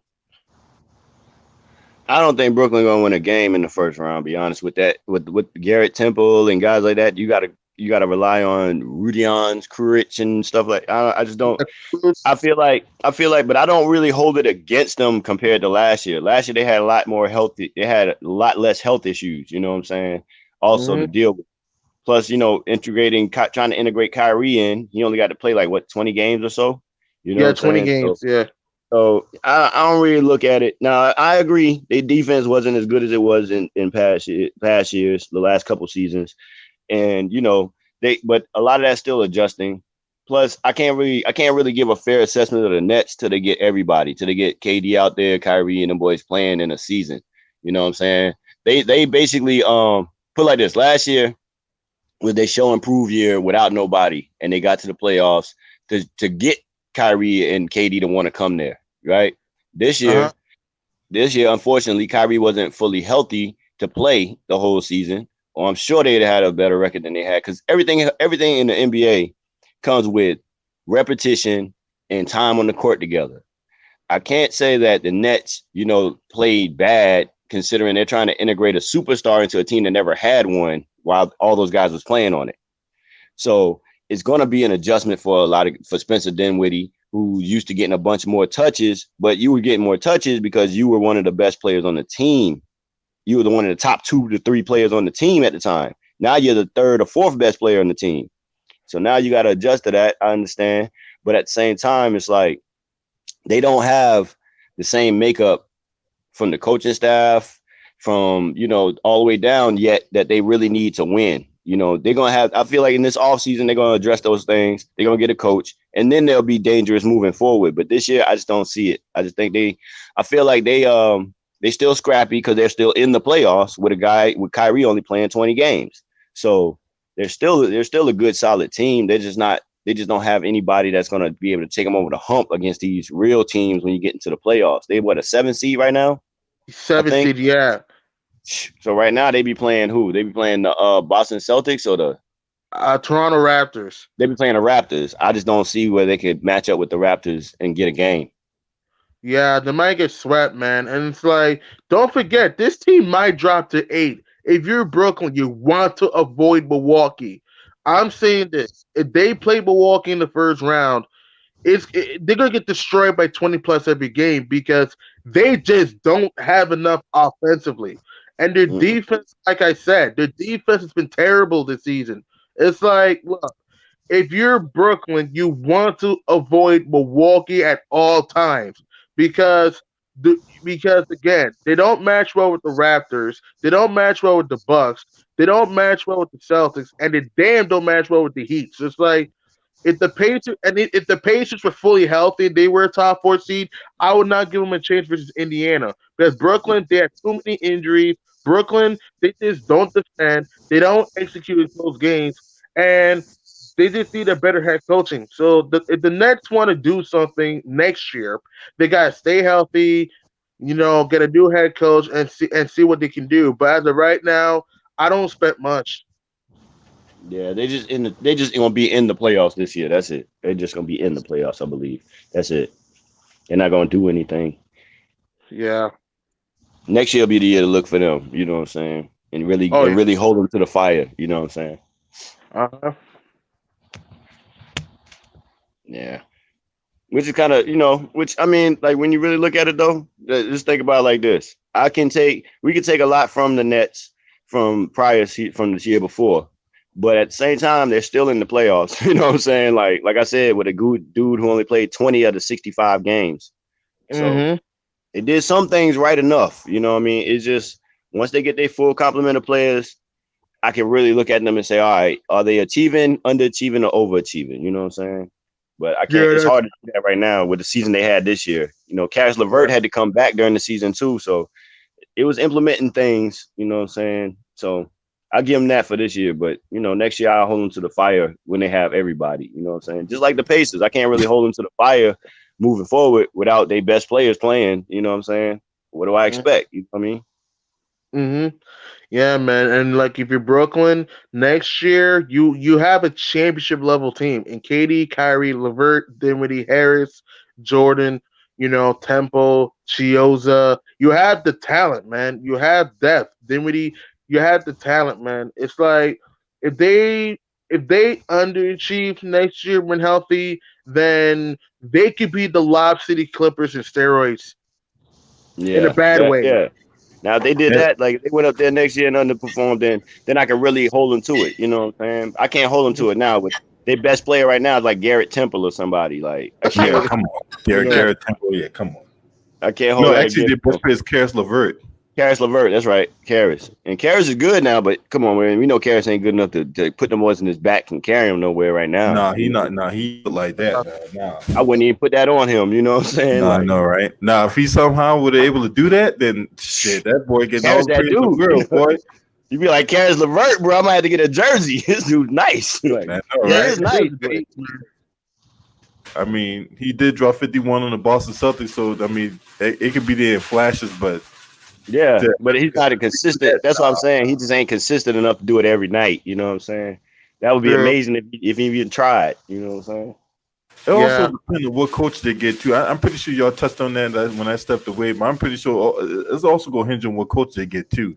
Yeah, definitely, definitely. That's why I was like, I remember I mean, I think it was about a month ago when they were talking about rumblings in San Antonio that Pop was gonna, retire or leave after this season. I was like, shoot, they got Pop. I feel like Pop would be a great coach for him. Mark Jackson would be a great coach for him. It's a list of guys because again, I know KD and Kyrie respect certain coaches. You know what I'm saying? Mm-hmm. Unquestionably, they respect Popovich unquestionably. Plus, they know Popovich is going to give the discipline to the team, inside the locker room to where he go everybody equally accountable. You know what I'm saying? A guy like Karis LeVert will see KD get yelled at for not doing something, just like he'll see Spencer Dinwiddie get yelled at for something. You know what I'm saying? Or Garrett Temple or somebody with a guy like Pop. And Mark Jackson is also a guy who I feel like is good because he's gonna challenge those dudes too equally, but he's not gonna come at it the same way as Pop. You know what I'm saying? He's not gonna be as vocally aggressive as Pop. He's gonna be more smooth with it to where like he did with Reggie. Y'all remember when he was playing with Reggie Miller and they was walking to the sideline. He's like, Reggie, them boys say you ain't better than them. Them boys say you can't do this and that. And then Reggie go out there and Mm-hmm. cook up. You know what I'm saying? So he's that kind of guy. He's the guy that got Steph Curry them believing in themselves to where they at right now. And I really think people got to understand. You give him a team like the Nets where he doesn't have to start from day one with the superstar and make him a superstar. He's already got Kevin Durant and Kyrie, established guys. Bro, I think them boys will be a powerhouse. You know what I'm saying? Over there in the Nets for at least the next 3 to 4 years. Facts, man. Brooklyn. I just think Brooklyn's the head coach like a Mark Jackson or even a Greg Popovich, a guy that can get there in their face, a guy who can bring the best out of KD and Kyrie. I think Mhm. Brook. I don't think Doc Vaughn is the right coach. I don't think so. It's He's like, not. He's just the interim. He's just the interim. I mean, he's still getting his credentials up. So he ain't the right yeah, coach. You yeah, man. But I think Brooklyn, if they can get healthy next year, get the right coaching, don't be surprised if they're the next dynasty of the 2020s. Don't be surprised if they can get healthy or they get a head coach, good head coach. Yeah, I couldn't see them not at least making the Eastern Conference Finals. Now, see, that's where like people like Giannis can make his legacy too. Because if Giannis can go against a team like that, you know, and somehow beat them and beat Philly and beat Toronto and stuff like that, then you got to give Giannis. Giannis going to be looked at as having a harder trip to the playoffs in the East, to the finals in the East than your boy, especially if he wins. Because then you're gonna be like, well, damn, bro, he went through all these guys and he beat the Western Conference team. Like, I mean, he had a harder road than a lot of people. You know, he would have to have it. If you beat Kevin Durant, Kyrie on the same team, then you beat Ben Simmons and Embiid or whatever order it is. But you beating all these teams and you beat the Boston Celtics with all these guys, bro. You had a harder road than Hey, most. can y'all hear me? Yeah, go ahead, Yeah, LB. Can y'all hear me in the chat? We can hear you on the panel. I we don't can know hear what the chat. man.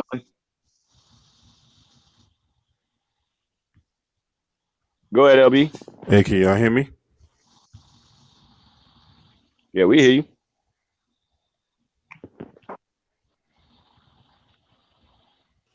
Hey, Asar and Gideon, y'all still there? Yeah, Yeah, we hear you. Can hear I us? lost connection for a bit. You can hear us? you hear us? Yo. Shit, we here, Beezy. Hey, shout out to Mark Wonderlit in the chat. Also, shout out to Barack Lormeyer, Sherm City. I see y'all in the building. All right. Had a little technical difficulties or whatever like that. Had to move stuff around in the house. Well, I got these movers here, but anyway, That nigga LB let's moving on up. continue on. Let's talk about the Orlando Magic. Now, the Orlando Magic. Obviously, this team didn't have to travel far. Yeah, you don't. This has been a disappointing year. You know, Aaron Gordon, you know, he did not perform to expectation this year. He only averaged like 14 and a half points a game. Mm-hmm. And Markelle Fultz, you know, he was also a bright spot, you know, but he still only averaged he still performed below average, you know, for a number one overall pick. Definitely. You know, you got people out here saying that this guy's a bust, right? Jonathan Isaac, this is a guy who I really liked coming into the situation with the Orlando Magic, but he got hurt on New Year's Day. I remember I was at that game too when they played the Wizards, and he got hurt, and you know he played since up until Monday gone. Vooch, you know, Vooch is a good but not great player. Steve Clifford is a good but not great coach. I mean, I really don't expect a whole lot from the Orlando Magic. I mean, what do you guys see sit on it? Orlando, like the Magic have been disappointing, man. Like Orlando last year were a scrappy bunch who can give it all every night last year. The Magic last year were a very underrated 7 seed. And remember, they won game one in Toronto when Augustine had 25 and Lai had a 0 point game. But this year, the Magic, their defense is still good, but their offense is ass, is garbage. They don't have that go-to guy, and that's the problem for Orlando. Like you said, LP, Steve Clifford's a good but not great coach. Aaron Gordon hasn't taken that next step yet. And Vucevic, he has been up and down this year. Terrence Ross, he's been kind of up and down this year. The problem with Orlando is that they just don't have that guy that can take over the game consistently. And the Magic, they just need to get offense because their defense is going to be fine. But they just sort of drought offensively, though. And it's been disappointing because last year's team, you had some offense last year, and your defense was great. This year's team, your defense is there, but your offense has been complete dog shit. So if the Magic want to do something in the playoffs, Vucevic needs to step it up. Aaron Gordon needs to step it up. Markel Fultz needs to play like a number one pick if they want to do something. And even Evan Fournier needs to be more consistent. So yeah, that's my take on the Magic. They just don't have enough personnel and depth for me to do something. They just don't have enough. Man, it's like I always say, bro. There are players in the league that live up to their potential, and sometimes a guy living up to his potential is not what we expect. I'm gonna give you an example. Aaron Gordon. Did anybody ever think Aaron Gordon's going to be a guy averaging more than 14 points per game? Though, like, I personally never did. I never look at Aaron Gordon like, man, Aaron Gordon can get to a point he averaging 20 a game because his game is not diversified enough. Aaron Gordon will shoot. Aaron Gordon will shoot a three every once in a while. Aaron Gordon will shoot a jumper here and there, but most of his game is tip-ins, putbacks, quick attacks to the rim, dunks. You know what I'm saying? Stuff like that. You're not gonna score more than 14 points in an NBA game. You know what I'm saying? If you only relying on that kind of stuff, you know what I'm saying? He has we all know about his athleticism, bro. You know his athleticism is off the charts. But when you look at other super athletic guys, even look at a Vince Carter when he was in his heyday. Vince Carter was super athletic, but Vince Carter could find other ways to score rather than just trying to jump over everybody, and he could get you 25 a game. Aaron Gordon doesn't really have that kind of skill set where he diversified his game as a forward. So now only thing he can do is do what he do, and that's only going to give him 14. 18 at the max. That's the most I could ever see Aaron Gordon averaging, 18 points a game. You know what I'm saying? I can't see him averaging no more than that. And Jonathan Isaac, I love Jonathan. I used to love Jonathan Isaac at Florida State. You know what I'm saying? Because I looked at him like, man, this dude could be like a Scottie Pippen type defender. You know what I'm saying? But he could also score at Florida State. He's not a great scorer in the NBA. You know what I'm saying? Hey, when I think of Eric Gordon, I think of him as a low budget Blake Griffin. You know what I'm saying? Yeah. He capped out though. Yes. Yeah. He capped out though. You know what I'm saying? That's why I agree with LB on that. You know, to me, it's like Blake Griffin could do the same athletic shit and score 25. You know what I'm saying? Because he had he had enough diversity of moves, spin moves, low post little moves that he would do to get the extra points. Aaron Gordon just don't have that kind of game, you know. So Aaron Gordon really is a guy that should be playing small forward, but he doesn't have the skill set of a small forward. So they moved him to the four because he's so athletic. Yeah, I think he takes away from Vucevic as well. You know what I'm saying?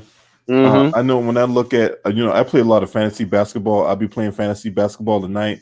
Me too. We're gonna talk about this, and I'm glad Lou the Writer's in here because we're almost done with this restart. Because look.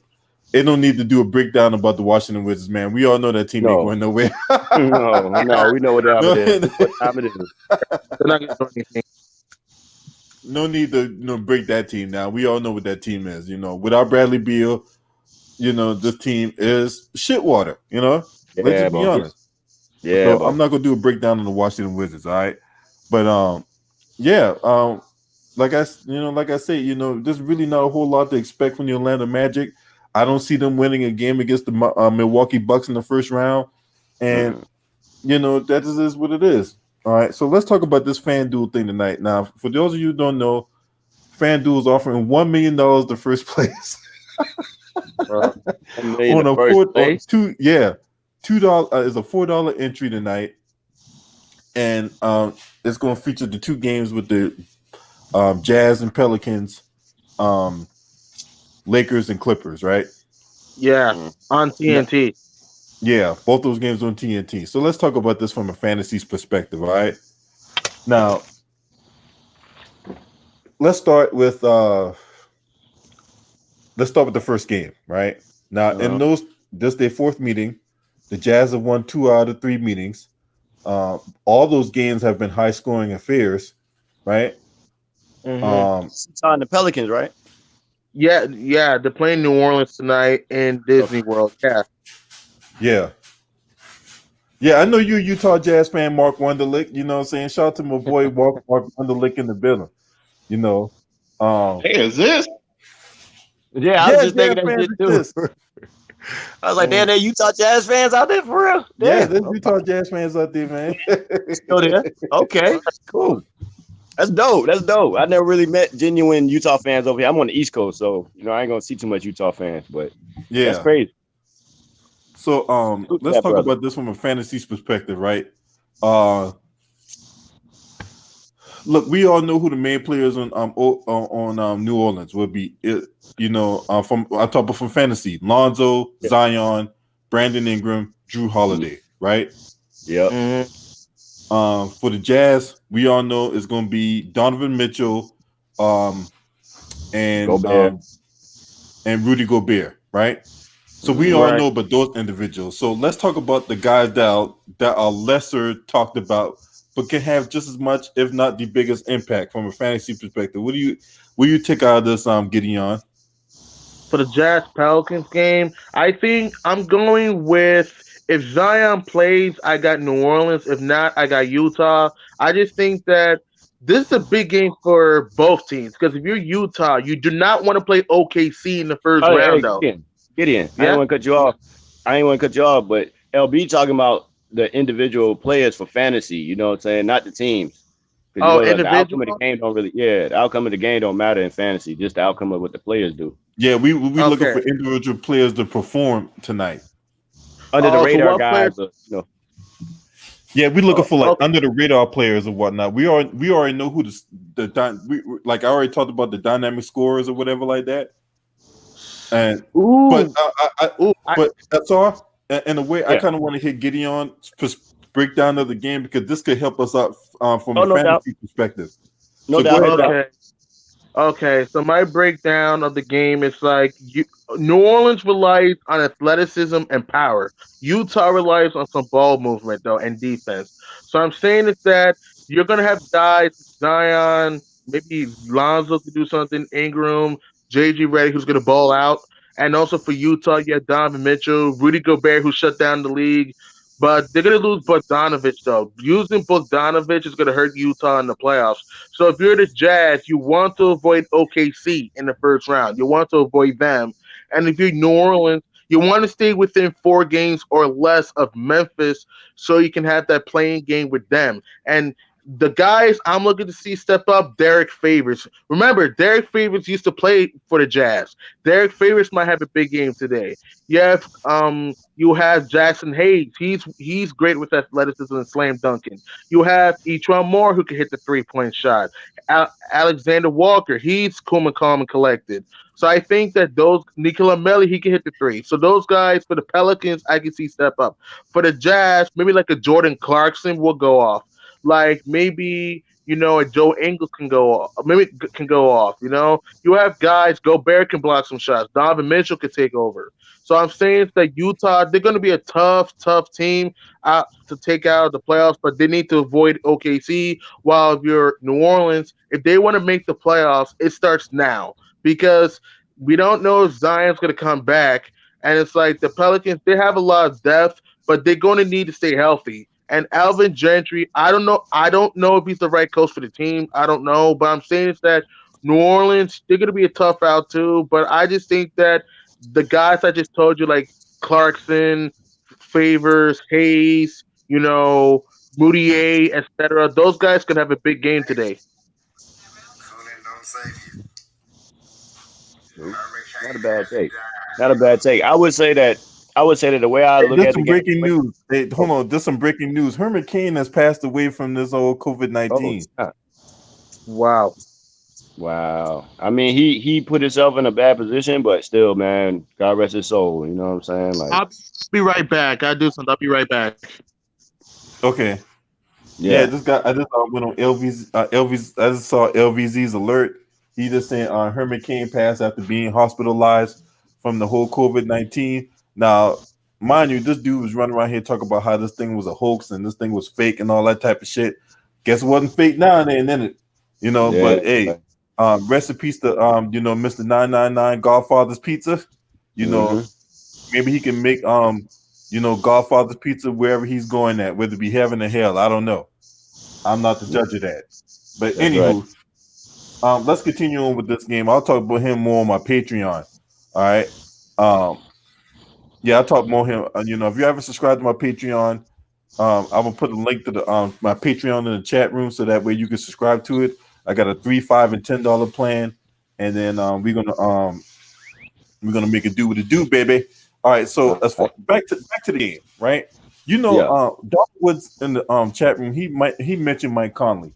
Now, me personally, Mike Conley has struggled throughout this, right?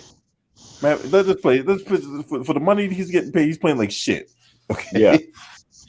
What do you see Mike Conley doing tonight in this game? Do you think this is a redemption game for him, or I would look at like this.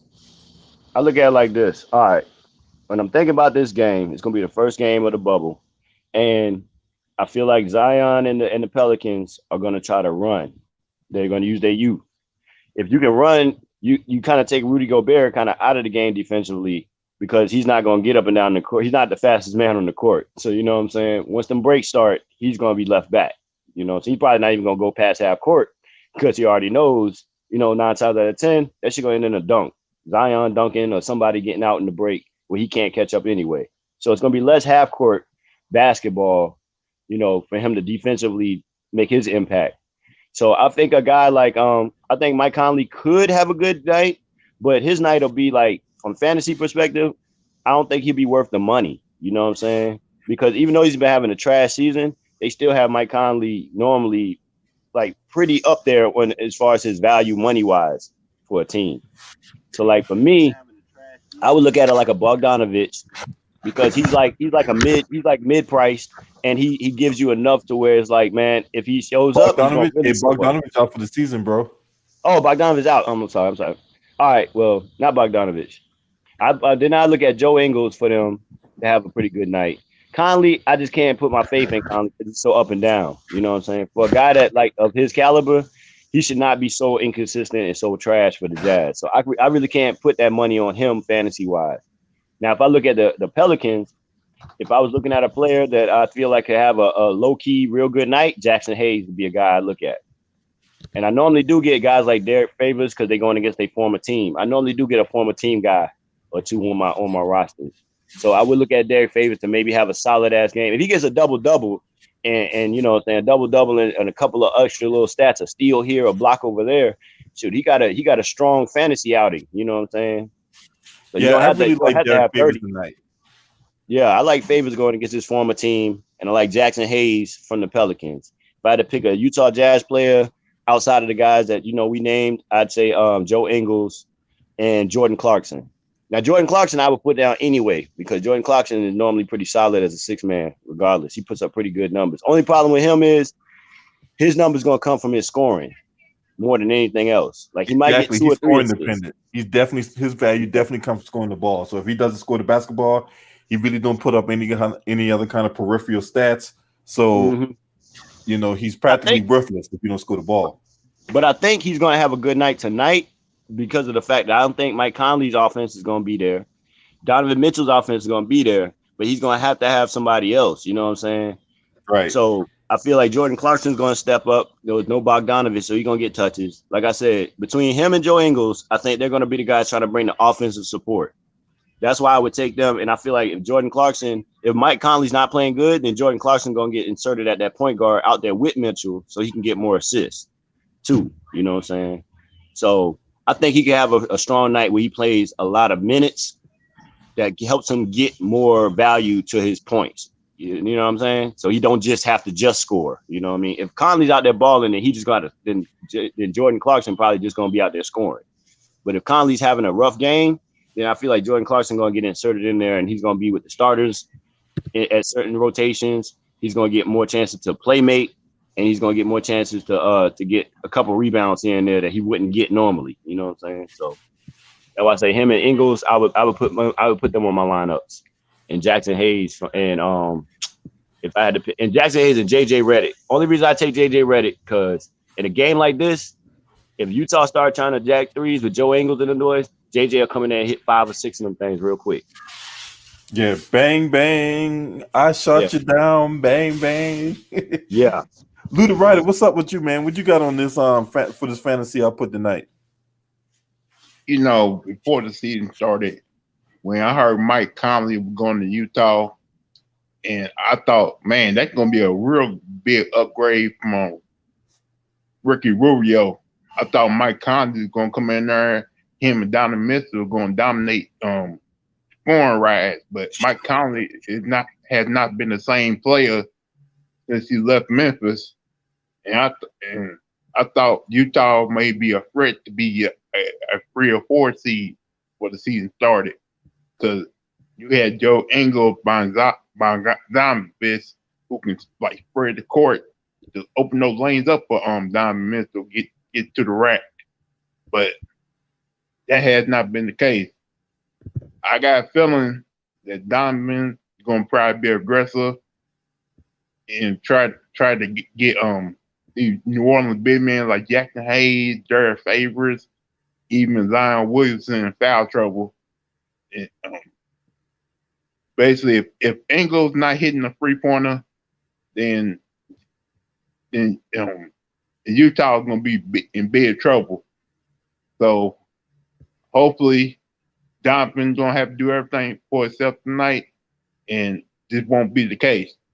But on the New Orleans side, I can see JJ really having a big game tonight because he's been the main person out there speaking about how the team needs to be ready because he's been through the struggles with different teams like with Philly, and I'm trying to remember what other team he played for too. So basically, if New Orleans do get the chance to run,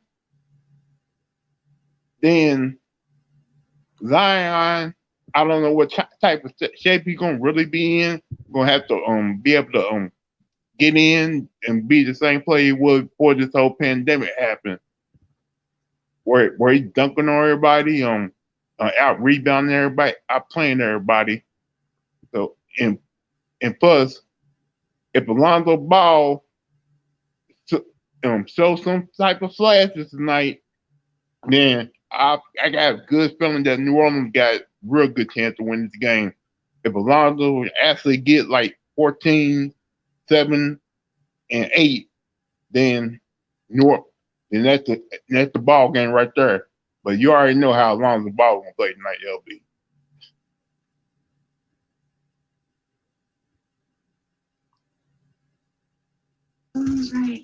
Only thing I'm scared about with Lonzo is I just don't know how Gentry gonna play him. You know what I'm saying? I gotta see their first game before I put Lonzo on one of my on my lineups because I gotta see how Gentry play him. If he play him like he be playing him sometimes, where it's moments where Lonzo have a good ass stretch and then he just takes him out for like 5-7 minutes, then I don't think Lonzo gonna be able to have that kind of game. But if he can get out there the court and Gentry keeps him and kind of gives him the keys of the offense, lets him run that shit, and lets them keep going, running and gunning, and I feel like, yeah, Lonzo, I agree. Lonzo can have a real good night overall. You know what I'm saying? Maybe like you said, about 14 points, 5-6 rebounds, 7-8 assists, you know what I'm saying? If not more. You know what I'm saying? That's a great night. That's a great fantasy night. Like, I don't understand. How can a guy who's 6'7" not want to be aggressive get to the rim? That comes down to how his dad trained him to play basketball. Look at LaMelo and Lonzo, bro. Both look at their builds. Like, he didn't even train them boys to he didn't build their bodies up. You know what I'm saying? He's 6'7", but it wasn't until like this year where he actually put on a little bit of muscle mass. You know what I'm saying? So like the same thing with LaMelo. Everybody's talking about LaMelo and his size and skills, but LaMelo's not going to be able to get to the basket in the NBA and score. Because once he gets bumped in the air, he's gonna miss. He's not gonna be able to take that contact, and he's gonna be more aggressive than Lonzo. But the results is not gonna be too much better. I don't think so. They're gonna be too much better. He's gonna score a little bit more because he's gonna shoot a lot more threes and stuff like that. But he's not gonna be able to break down guys, get to the basket, and score on people like that in the NBA. It's gonna be a way harder. You know what I'm saying? So I'm like this though, man. Let's not get too far off topic. I don't want to talk about LaMelo because he has no fantasy impact tonight. No, you don't. I was just using that example to show how Lonzo and both of them, neither of them are built to be like, they're not going to be aggressive because they're not built to be aggressive, going to the basket and scoring on people like that. You know what I'm saying? And that's what you got to do in the game. I'm like this though, man. It should be no excuse though because Donovan Mitchell's like 6'1".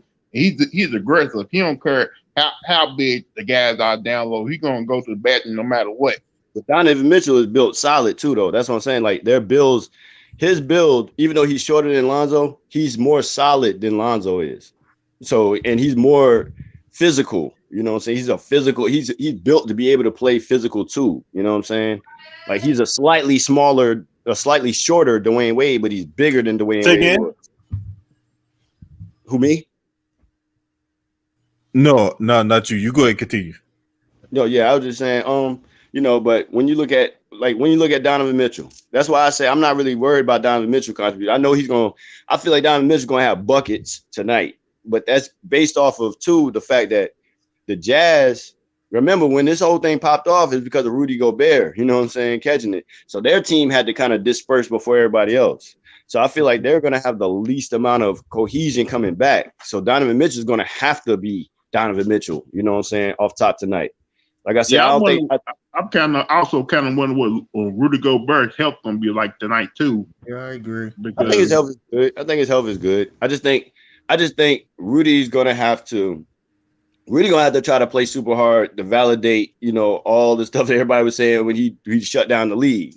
So, but I really feel like if the Pelicans be smart and think about it like, well, Donovan's legs might not always be under him, and Rudy Gobert's legs might not always all be under him either. Then it's more likely that Donovan Mitchell's gonna have to step up, and knowing that he's gonna have to step up, he might have like 30 something tonight. You know what I'm saying? Very, I very feel that. possible. I feel like the Pelicans are gonna have to go up and down to win the game. They're gonna have to make it a running gun type game. With half court, you got Rudy Gobert set up in a half court defense. It's gonna be very hard to score. I mean, Zion can score, yeah, still, but it's not gonna be as consistent as if you running up and down the court and Rudy Gobert the last man back defensively. You know what I'm saying? So yeah, I agree. But I wonder how they're gonna play together because one Donovan Mitchell mad at Rudy Gobert. Yeah, he was. He was mad at him because we're not talking about that right now. We talk about fantasy. We're not talking about none of that other stuff. Nah, when they step on the court, it ain't gonna matter no way, bro. They're gonna play. They gotta play. They play for this. They play for a check. So they gonna put that to the side and play. I'm just talking about production wise. I feel like Donovan Mitchell is gonna bring his normal level to production to even more. You know what I mean, to make up for the fact that the team, it's not. I don't think the cohesion is there yet. So he's gonna have to put up buckets. You know what I'm saying? Exactly. I think he's gonna be a lot. He's gonna have to put up buckets. So, going to let's we're gonna come back to this game. I want to get to the main event, right? The main event of the evening, right? Yep. We got the Clippers and Lakers, man. You know what I'm saying? Look, we all know AD, we all know LeBron. They're gonna get theirs, right? Now, Yeah, I'm going to go on the possibility that LeBron does not meet salary-based expectations or whatever like that, right? Now, he is. Let me see my FanDuel. Because that's where I'm playing at tonight. He is $11,400, and they got him listed as a GTD. But look, we all know LeBron's going to play. Okay, yeah, we know that. Paul George is severely underpriced at $7,400. Kawhi Leonard is at his price at $9,500, right? We all know who, as far as Lakers go, we all know LeBron and AD. Them two is going to be the main key cogs in offense. We all know LeBron's a primary ball handler. We know AD is going to be the beast. AD is playing on an eye injury, whatever like that. And I think the only reason why he's playing is because people is on his ass for being soft, right? Yeah. Right? That's just me. That is my personal opinion, right? Yeah, he got poked in his eye. Now, especially when you had James Harden playing on an eye condition that was way worse than his. But that I'm not a doctor. I don't know how he reacts to it. I'm just gonna leave it at that, right? The Clippers side of the house, we all know Paul George, Kawhi Leonard. We all know they're the two main cogs on the offense, right? But the Clippers bench is much deeper than the Lakers bench, right? You got Reggie Jackson coming off the bench. Now they will be without Lou Williams because of his incident. They will be without Montrezl Harrell. They will also be without Patrick Beverly, right? So those three individuals out tonight. So we got to account for Patrick Beverly being gone, no Montrez, no and Lou Williams, right? So Zubac. I think Zubac is probable. Yeah, I think Zubac back. He should be clear. He gonna play? I thought he wasn't playing. Zubac is going to play. All right. As far as Montrezl Harrell, he's out. Let's see. Patrick Beverly. Yeah. Patrick Beverly is a game time decision. He's questionable on the quarantine. So if he's under quarantine, he's not playing. We all know Rondo is out. So no Beverly, no Williams, and no Montrezl Harrell, right? So we got to account for those guys. So when I think of that, I'm looking at a guy like Terrence Mann or Landry Shamet. Yeah, Terrence Mann. Sure, I think I like Terrence Mann tonight. I like Shamet, but Shamet would be like that my last player that I picked. You know what I'm saying? Only because like between Terrence Mann, I like Marcus Morris. You know, with the overall stats, Marcus Morris will give you about 12, he can give you about 6, 7 boards. You know what I'm saying? A couple of assists, maybe even a steal or two. You know what I'm saying? And he's gonna pretty much get good minutes since Harrell ain't playing. Since Harrell ain't gonna be playing. And I like a guy, another guy from the Clippers I like is I think we already know Kawhi and them gonna do what they do. Zubac. Matter of fact, I like Zubac only because I know Zubac's gonna get more minutes than he normally gets, just because they're gonna be kind of light down low. You know what I'm saying? So they're gonna need him and Noah to put in a good amount of minutes, you know, a fair share of minutes. And Noah's not gonna play like 30 minutes his first game back, you know what I'm saying, to the NBA. So I feel like Zubac could be a low-key guy to get. You know what I'm saying? That could probably put in a good little double-double or something real fast for you for cheap. All right. Were you on this Luda Rider? I like Michael Green tonight, Landry Shannon, Reggie Jackson, and Zubac. I think Michael Green is going to have a whole lot of wide open 3-point shots. He may not hit all of them, but I can see him hitting like four of them, maybe 5. And I like Reggie Jackson because I know he's gonna be aggressive getting to the rim. I like Zubac because he's gonna rebound and get a whole lot of putback. And I forgot about Reggie. You're right. I forgot about Reggie, Lou. I also like Landry Shannon. He's gonna have a whole lot of wide open 3-point shots too, because the Lakers gonna be so worried about Paul George and Kawhi Leonard trying to set them down. They're gonna leave a whole lot of wide open shots for they bench players and they co-stars who gonna be on the court with them. And plus Big Mouth been disrespecting the Clippers for the last couple of days, and they're gonna go out there with aggression and something to prove Big Mouth up. I like Lou. I like that Reggie Jackson pick. Now I forgot about Reggie even being on the team. They so damn deep. So shit, Reggie gonna be starting tonight more than likely. So I like him in that position. So Reggie probably a real good sneaky pick. You know what I'm saying? Even better than the Terrence Mann one. I like Terrence Mann tonight though. Now I just feel Michael Green is gonna have one of those big nights too, because really ain't nobody paying attention to him. Only reason I don't like JaMychal and Landry as much because they got to rely on the 3. So if it's hot, they hot. If they not, then it ain't gonna be worth it. You know what I'm saying? That's the only reason.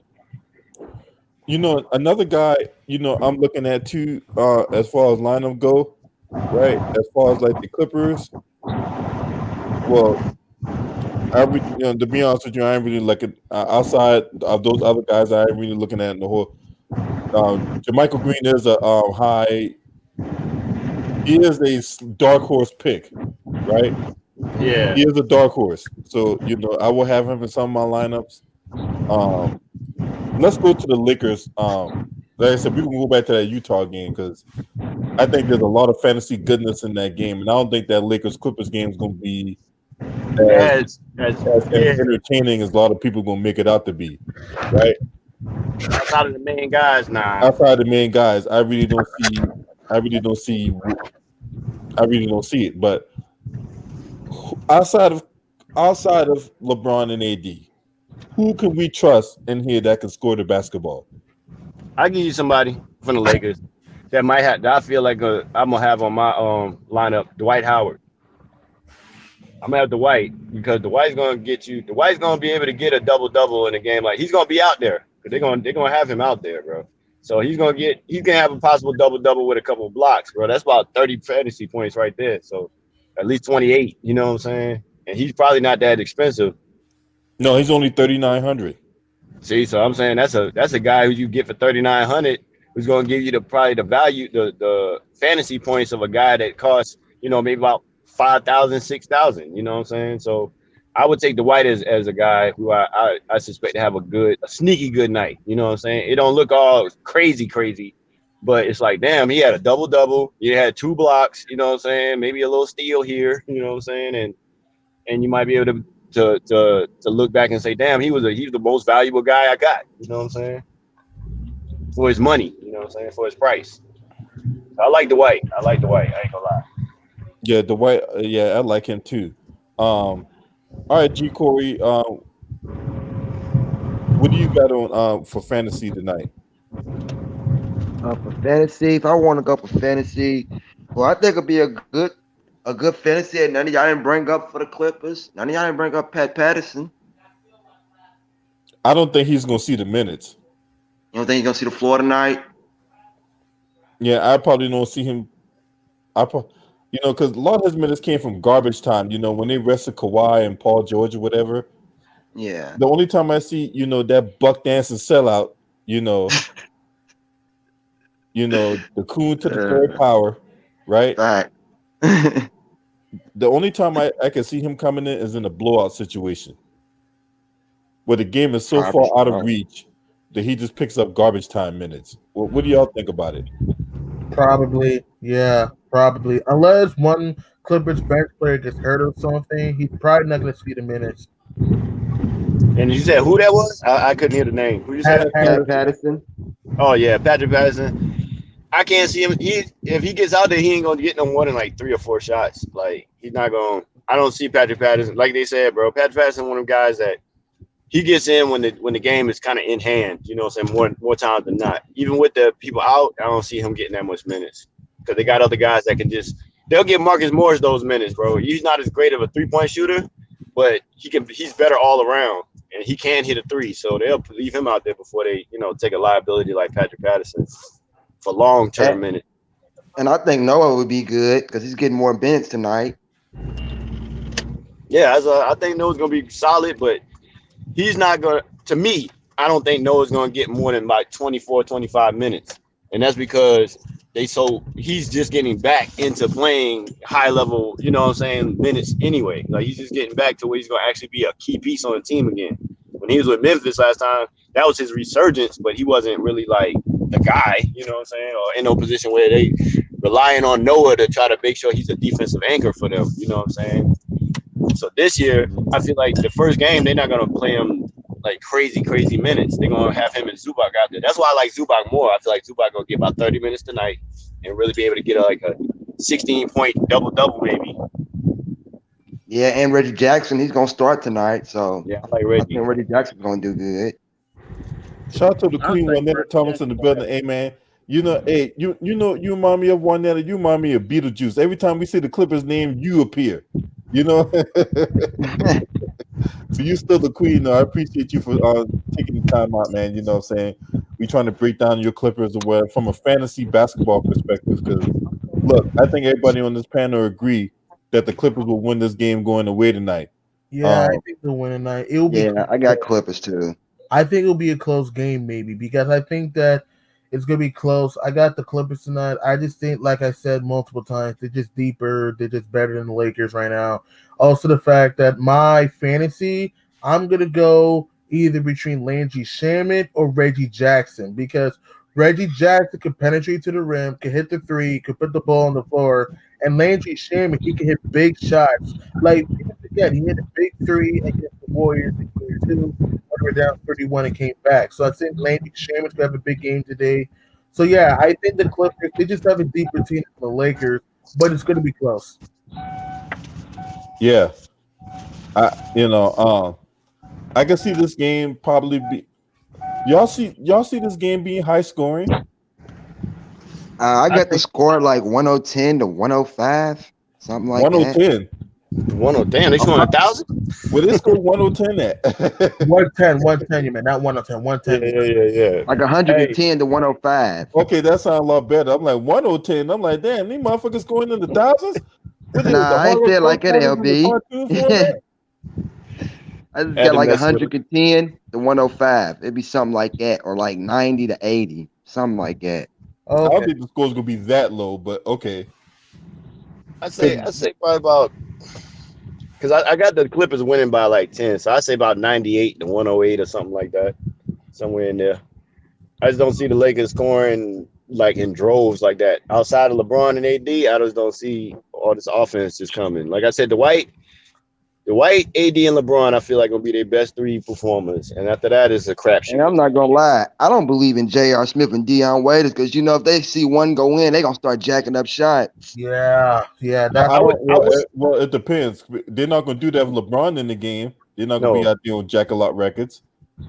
Now I will say this though. If I was gonna take somebody from the Lakers that I know is super cheap right now, that could possibly do something, I would take JR before I take Dion. True. That's just me. You know what I'm saying? But Like somebody else, I feel like Waiters ain't gonna play no. Deion Waiters is right now playing for a new deal, so he ain't gonna play no team ball tonight. Mm-hmm. Well, he ain't playing for a team deal. He's playing for his NBA career. Yeah, he playing for this. He playing to stay in this bad boy. Yeah, he playing to stay in the NBA. So okay, so let's stay within this dynamic real quick before we go back to the Utah New Orleans game, because I am really interested in that game, man. Right? Mm-hmm. How y'all feel about Kyle Kuzma? He's so inconsistent. It's hard, bro. Like he should be a lock pick for like fantasy, but it's just so up and down with how they use him and how he plays and his confidence level. And I know he costs at least about what, 4 to 5. He cost $4,700 on FanDuel tonight. See what I'm saying? That's not crazy. Like if he's like one of your last guys that you picking and you got 4,700. I mean, if you got a solid lineup around him, then yeah, you could take him. And if you don't really come through all the way, it's still not bad. But I wouldn't put the 47 on him before I put it on probably somebody else, from another one of the games who's probably just as equal. You know what I'm saying? Who I could probably get just as much from and more consistently. I agree. So I don't know. I like Kuzma. Yeah, he's been consistent okay, all so season. Huh? I said Kuzma been inconsistent all season. So he'll be hard to pick him. You don't know what you're gonna get. I mean, in a large field tournament, that's what you want. Yeah. I mean, and when you're playing in a large field tournament, right? Look, Yeah. if you want to win big money, you have to take big risks. All right, and hope that those risks pan out. Now, I would say this though, LB. To your point though, if you did take Kuzma and Kuzma balls out tonight, you look like a genius. You know what I'm saying? Because a lot of people going to be like I'm saying, thinking he's inconsistent and not really knowing what he's going to have for it. But if you did put him down there for 47, it's not like you taking a big risk. You know what I'm saying? And the reward is great. So I can understand what you're saying right there. I agree with you right there. Yeah, and especially on top of that, look, when it comes to when you're playing like FanDuel or DraftKings or whatever like that, we're talking roster construction, whatever like that, right? Those are the kinds of chances you have to take. If you're trying to win that kind of money tonight, you got to take those kind of chances, whatever. You pretty much got to use the public perception against them. That's right. So, because I guarantee you're not the only one that think Kyle Kuzma has been inconsistent all year. Hell, all of us have said that. All of us in some way, form, or fashion, whether it be on this panel, whether it be on Ticket TV channel, or wherever, or talking amongst our friends, we've all said that Kyle Kuzma has been inconsistent. We all said that Kyle Kuzma needs to step it up or whatever like that. Now, will tonight be the night? I think he is the X factor, and for that reason, I will have some of Kyle Kuzma on the roster. Yeah, you got to have him on something. But like when I put my roster together, I try to have guys like that, like Kuzma, but I also try to find the guys like I'll give you a perfect example of what you're speaking about right now. I remember it was during the season. I had put Trevor Ariza on one of my DraftKings, on one of my DraftKings lineups, FanDuel lineups, or whatever, or fantasy lineups. And out of everybody on my list, everybody else was consistent, well, known for being consistent, known for doing whatever they do. He was the only person that came through and did what he was supposed to do in that whole lineup.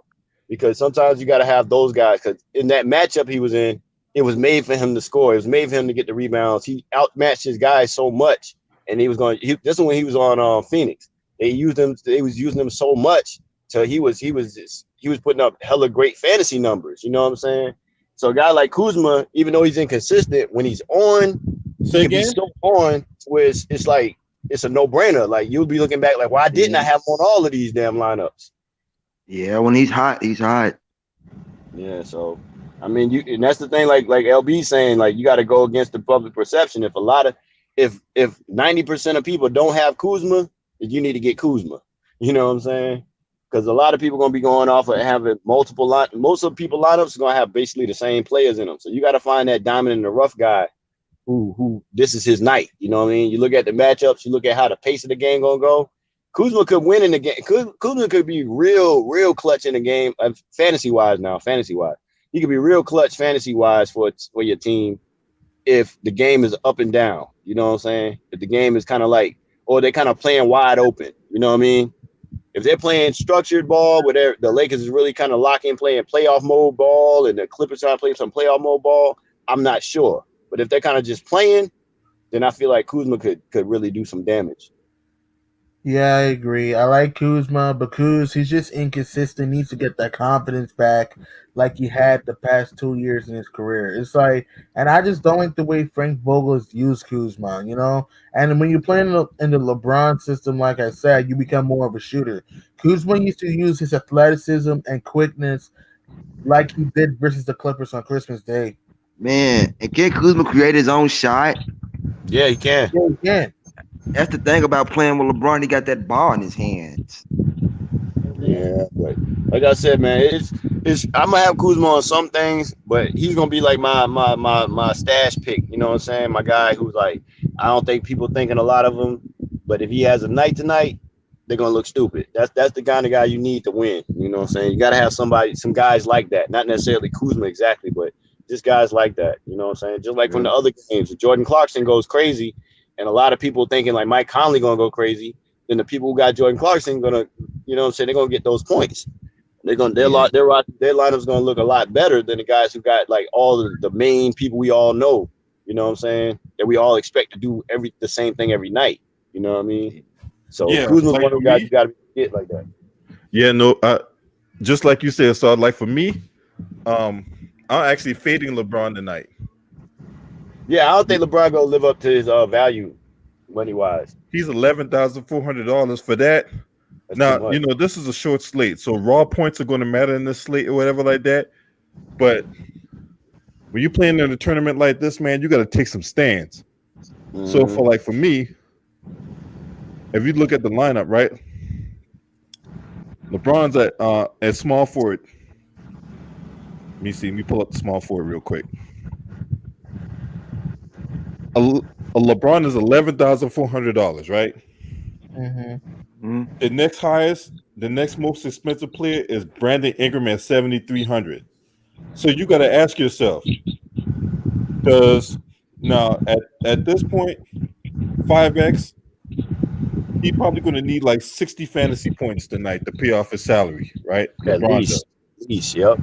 So he need to get a monster triple double. I'm not talking about like this triple double that's like 10 points, 11 rebounds, and 12 assists. No, he need to have like 30, 11, and 10 to pay off the salary, right? Now, do y'all see LeBron paying off $11,400 because he has to have a monster game? I don't see it. I don't see that. I don't see those kind of numbers without the full complement of his team and without everybody 100%. We don't even know if AD gonna play the whole game. You know, mess around, something else could happen. You know what I mean? So I think for that money, I could get Kawhi and Paul George. You know, or Kawhi. I'd rather get Kawhi over LeBron tonight because Kawhi has a higher ceiling on both sides of the court than LeBron. So he can give you 30 points, 8 rebounds, 5 assists, and still have 2 steals and 2 blocks. You know what I'm saying? Yeah, that's what I'm saying. I mean, for that price, he need to get like 32 points, 12 rebounds, and 14 assists. Now he was able to get that against the Denver Nuggets. I think that he need to get that to pay off his salary. Yeah, he got to tonight, and I don't see that happening tonight, bro. No, I don't see him getting that against Kawhi Leonard. I think Kawhi Leonard locks him up. He'll still score the basketball, but it's not going to be this, oh shit, this LeBron-esque performance. And then for Anthony Davis, right? For him, he's $10,400. I would see people playing him before they play LeBron, right? Because he's cheaper. So for AD to pay off his salary, right? You need him to get at least 25 points, like 27 points, 10 rebounds, and 4 assists, maybe a block and 3 steals. You know what I'm saying? Or you get a game where he scores like 37 points, 16 and a half, 5 blocks, or something like that.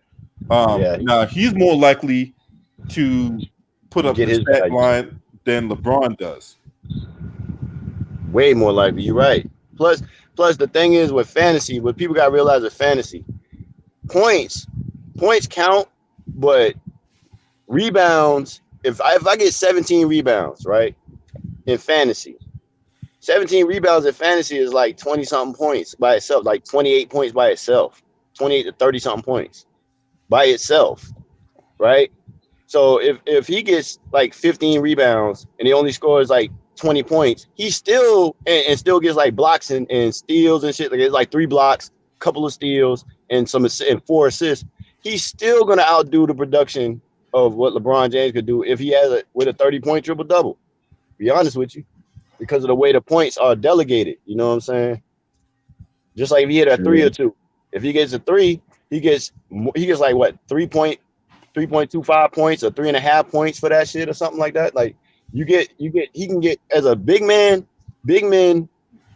who rebound can really outvalue guards and wings easily, because the less points they score, as long as they make up for it with the other attributes, they're good. They're gonna dominate. That's why Giannis is such a big scorer in fantasy, because Giannis gets hella rebounds along with his hella points and his assists and his defense. And AD's a two-way blocks and steals. Yeah, that's what I'm saying. AD's a two-way big, so he can get a lot of stats defensively that LeBron's not gonna be able to get. You know what I'm saying? To make his value. So he got all kind of ways he can make up for it. If he ain't scoring great, he can get mad rebounds, blocks, assists, steals. He can do all this other stuff too. So I just think Anthony Davis is the smarter pick out of the two of them tonight anyway. You know what I'm saying? Yeah. I agree. All right, so let's go back to this Utah game, man, because like I said, there's a lot of fantasy goodness in this game. Hey, let me ask you this, LB, before you get on it. Which do you think that's going to be the higher scoring game of the two? I think so. I don't think the Clippers Lakers game. I gotta see what the Vegas totals say. Well, I can pull that up real quick. I can tell you because I got this fantasy website I go on to do my fantasy research and whatever like that. Yeah, because I'm in the car. I can't pull up nothing. I don't know, but I know because a lot of times I like to pick my lineups based off of the pace between the two teams too. I think the pace in the Pelicans game is going to be faster than the Lakers Clippers game anyway, because the Lakers have an older team and both teams can run half court offenses. You know what I'm saying? So I feel like that game is going to be a little bit more slower than New Orleans Pelicans and the Jazz. The Jazz play defense at half court, but the Pelicans is so up and down. They're going to make the Jazz possessions. The Jazz going to get more offensive possessions than normal because they're going to be playing a faster paced team. You know what I'm saying? And the Pelicans only going to lose 1 or 2 possessions. You know what I'm saying? So it's still going to be a high paced game overall, to me. So that's why I think I pick a lot of players from this game. And then I like put the cherry on top with a couple of guys from the LA Clippers games. Like maybe my main guys from the LA Clipper games and my other guys from this game. Because it's so all right, so here we go. Here we go. Right now, the for the Jazz and Pelicans game, right, for Vegas odds, the Pelicans are a 3-point favorite, and the over under opened at 220.5. Now is at 224.5. Woo! Woo-hoo. Wow. Damn. Love it. I love Now, the Pelicans have received 53% of the bets, and there's a 65% chance that the bets go over, that this game go over the team over the total. I like the over. Yeah, that's what I'm saying, man. You know what I'm saying? That's what I'm saying, man. I think this game has a lot of fantasy goodness in it, man. Yo, it's stats everywhere in them games. That's what you're looking for. See, the thing is about fantasy, people gotta realize it's not about the name so much. It's about the amount of stats. You know what I'm saying? When they tell you a game's gonna be 224, that has a total of 224, that means it's gonna be a lot of shot attempts, which means a lot of opportunities for rebounds, which means a lot of opportunities for assists, which means a lot of opportunities for all this, for fast break points. So when I look at that, like you say, LB, that's really the game to look at if you want to get guys who under the radar, who people don't expect to put up a crazy number, to have a crazy stat line. That's why I feel like Derek Favors can have a crazy stat line without even really trying. He's gonna be trying because it's his old team. You know what I'm saying? So that's a great matchup. Yeah. Then the next game, hey, can everybody hear me? Yeah, I hear you. Yeah, I hear you. Okay, good, cool. In the next game, the Lakers, the game opened at 217.5. Now it went down to 215.5. With a 60% chance that the game goes over the implied total. The Lakers are currently a 4.5 point favorite. They opened up as a 2-point favorite. Now they are a 4.5 point favorite, and 61% of the bets are coming in on the Lakers. So for me, if I'm playing any kind of not fantasy, but if I was like sports betting, give me the Clippers at +4, man. True. All day. And one could make an argument that the Clippers win this game going away. So give me the Clippers at +4. If y'all doing sports betting tonight, hey, y'all heard it here first. Clippers at +4. Holla at your boy. You know what I'm saying? What's up, Mr. Big Chest? What's up, guys? How y'all doing? Chilling, man. We're talking about this fantasy shit. So what you got on this, man? Honestly, I'm not really like a fantasy person per se, but what I will say is the first game, Pelicans versus Jazz, that's gonna be a high scoring, high octane game. I don't think little defense will be played. I got it in I think the Pelicans are gonna win like a 130 something to a 135 to a 131, something like that. Around that range. I think it's gonna be extremely high scoring. The second game, Lakers versus Clippers, I got the Clippers winning by like 6 or 7 points. I think it's going to be back and forth, for most of the game. And then I think the Clippers are just going to lock down and shut the Lakers down defensively. Yeah, man, my shiz. I might have to go on the sports betting website, you know what I'm saying? And be like, give me that all fucking day. Give me the Clippers at +4, boy. You know what I'm saying? Well, I'm about to take that as soon as I get off here. I'm taking that as soon as I get off here. Shoot, for the line change again. Hell yeah, I want that line changing again, man. I think I'll take that bet. I want to know who's betting tonight. I think I'll take it. See, for me,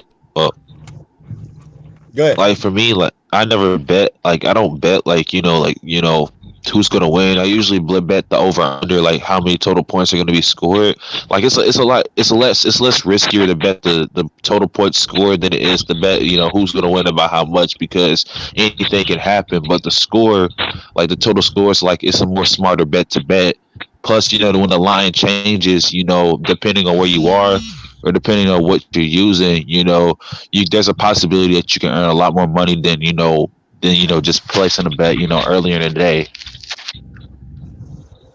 Right. Yeah, but one thing when it comes to fantasy, it's just like when we're talking about We talk about the Lakers game, or even when we talk about the Utah versus New Orleans game.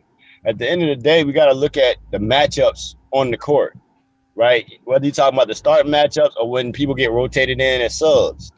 And when you look at it, I like to look at it like, can player A stop player B? If he can't stop player B, I don't care what their names are. And I know player B is going to get more minutes than he normally gets, which means he's going to get more touches. Then I'm going to take player B. You know what I'm saying? Like, in other words, if we got Dion Waiters, right, he's going to be going up against, he's going to be having to guard Terrence Mann and shit. Now, Dion Waiters is a better overall player as far as his career so far, because Terrence Mann's a young guy we just now seeing. But I would take Terrence Mann because I know he plays defense and I know he has equal offense. He can cook up too on offense, and he can make plays.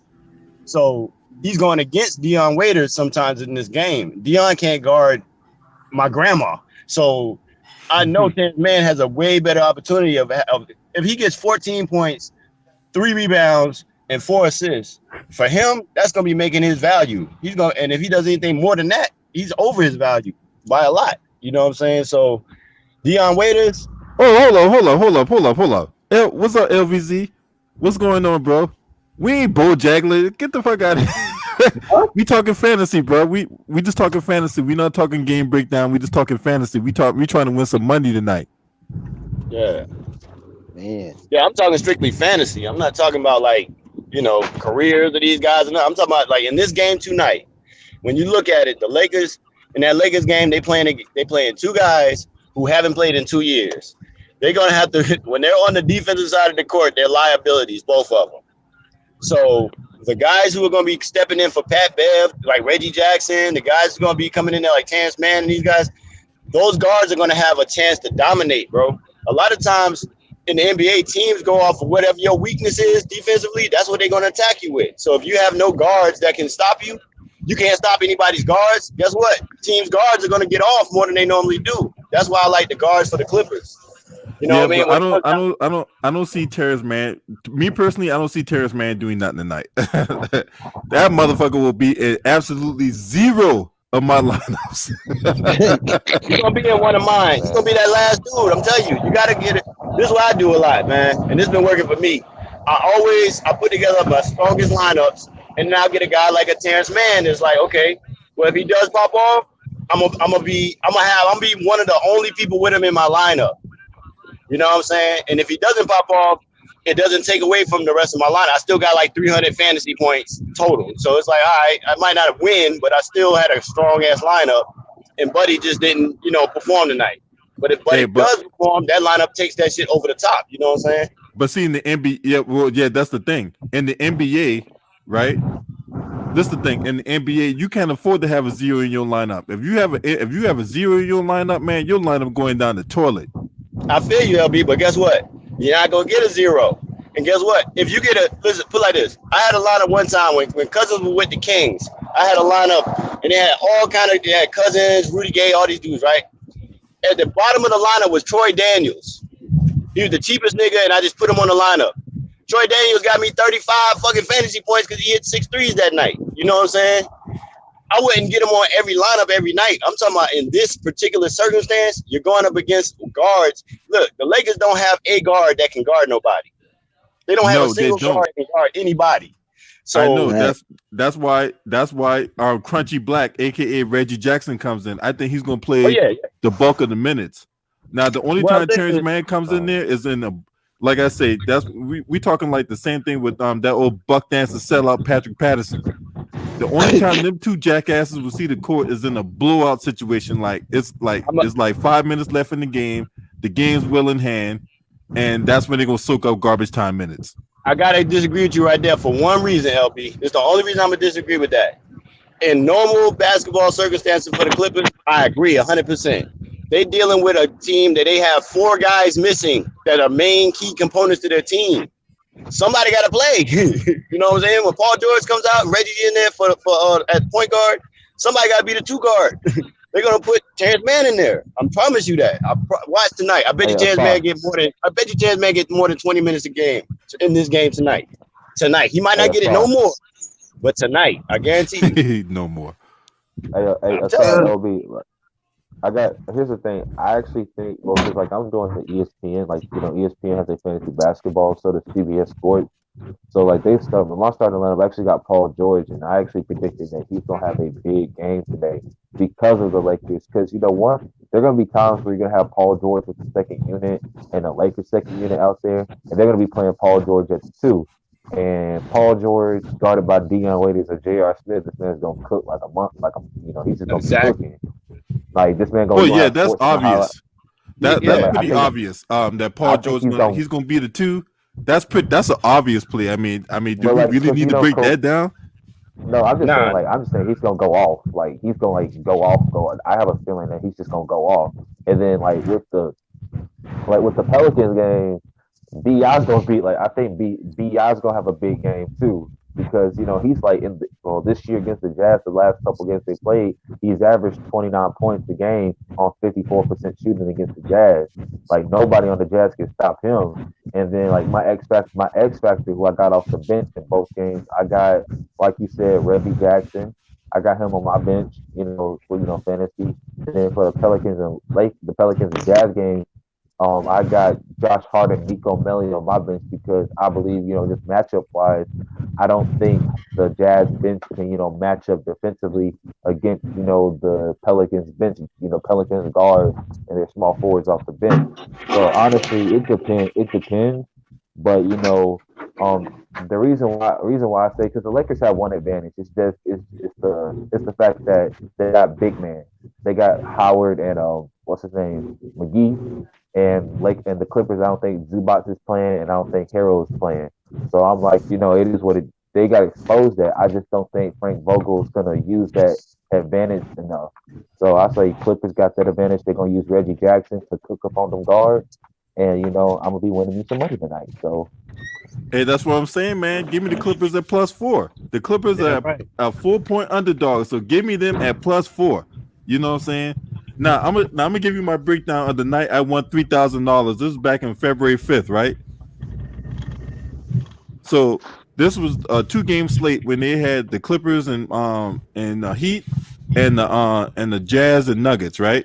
Yeah. So you know who's my low on play that won me $3,000? Gary Harris at 10%. Yeah. That's what I'm saying. You gotta have those guys. You gotta have the guy that nobody else is looking at. I played a whole bunch of chalk plays, right? Mm-hmm. Jamal Murray was chalk, Mike Conley was chalk. I mean, he was an easy play. Torrey Craig, he was damn near 28% on that night, so he was fairly chalky. But this is the thing about the Nuggets. The Nuggets were really short-handed that night. They only dressed like 8 people that night. Yep. So I was like, shit. Huh? I know what game you're talking about because I put my shit on that same game. I didn't win that night because I picked one of them guys that you think gonna do some shit that normally do some shit that didn't do shit. So it fucked my whole lineup up. He had like two fantasy. I had Paul George, Derrick Jones Jr., Kawhi, Bam, and then Joker just went the fuck off. So with them being short-handed, who had to score the basketball. The two main scorers was Jamal Murray and Joker or whatever, right? Now the night, man, and then I got pissed off, man, because my dumbass leave. There was a night where I could have won $50,000, but I left CJ McCollum out the fucking line like an idiot. And that was the night where Damian Lillard was out, and so when Damian Lillard's out, CJ McCollum was an automatic play because he's their primary ball handler when Damian Lillard is out. And I didn't fucking play him, and I still finished in the top 1%. That's what I be saying, man. Like, that's why I'm harping on. Like, listen, when we look at this shit tomorrow, and we're talking about the players. Well, I'm talking about when we look back. We look back. Yeah, we definitely gonna talk about this tomorrow. When we look at tomorrow now, I want y'all to remember I said Terrence Mann. Now it's gonna sound crazy today. Tomorrow you're gonna be like, damn, bro, that nigga did play, and he did a little bit of a whole lot. That's all. Like, look, when you talk about Torrey Craig or Malik or Will Barton, Will Barton's a great fantasy player. Why? Because Will Barton scores, rebounds, gets assists, can play defense. You know what I'm saying? He can stuff all the stat categories. to where his shit is by the end of the game, he got 30 something fantasy points. You like, damn, bro. I didn't even realize he did all that. You know what I'm saying? That's what I mean, like with a guy like Terrence Mann in this situation. Put it like this: anybody the Lakers play from here on out, if they have any type of guards, I'm going to take their guards, the guards that they're going against. If they play Yeah, against when they play Portland, around. I'm going to take Portland's backcourt. If they go against pretty much any backcourt, I'm going to take the backcourt, at least one of the guards that the Lakers are going against. Because they're not going to be able to stop nobody at the guard position. They just can't. Wait. Speaking like Lakers, like don't they have to win like four more? Like they have to win four of these games to lock up the one seed, right? Around Right. that, yeah. I think they need to win like 3 or 4 more games to lock them the number one seed. I think they will clinch the number one seed too.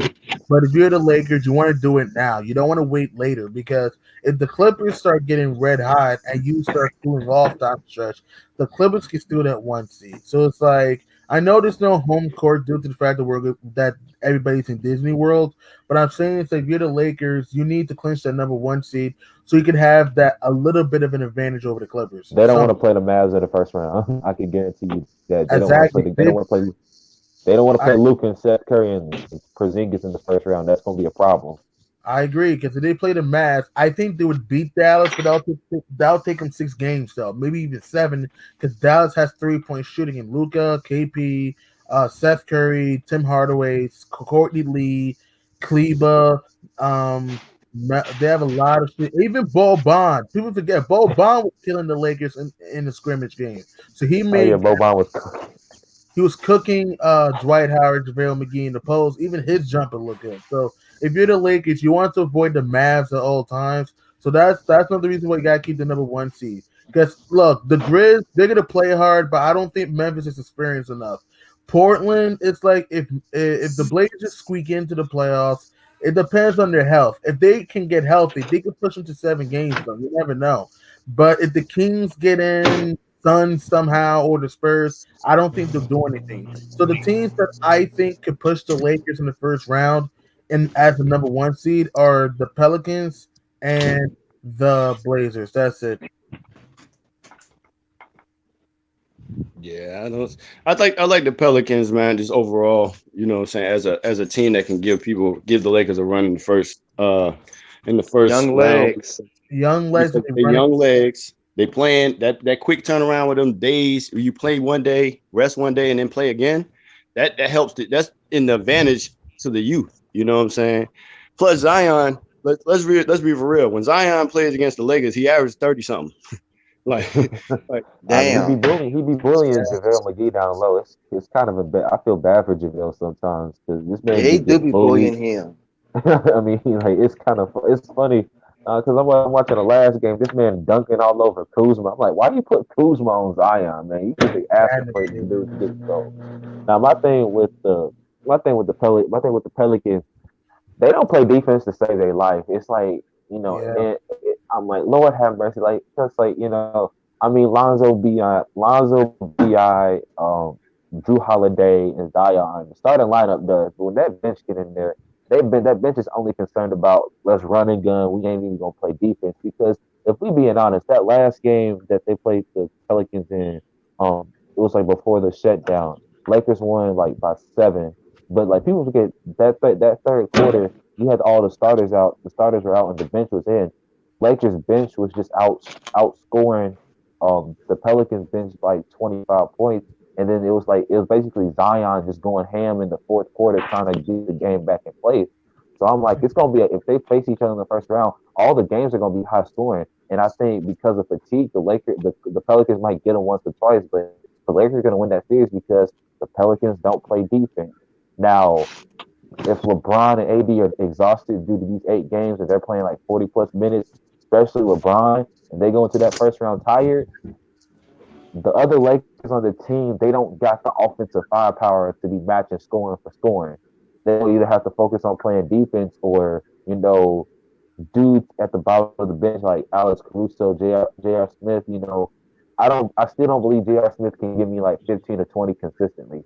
I believe there's days where he can go like 6 for 6 from downtown and just have this virtuoso. And then the next game, I've seen him go 0 for 12 and then just stink up the joint. So I gotta see consistency. I believe in JR. I believe in Dion Waiters. I believe in the Lakers. I just want to see it all come together. I want to see them prove me, make me shut up, make me stop critiquing them. They gotta shut me up. I want them to because I want the Lakers to win. But like honestly, man, I don't believe that they can go pound for pound with these potent offenses in the league. True. Hey, LB, you still there? Damn, I was gonna ask them, what you guys think about this, yo? Like, speaking back to fantasy with New Orleans, you guys think Drew Holiday is gonna have a solid, gonna be valuable tonight fantasy, even though he's gonna have to guard Donovan Mitchell? Possible.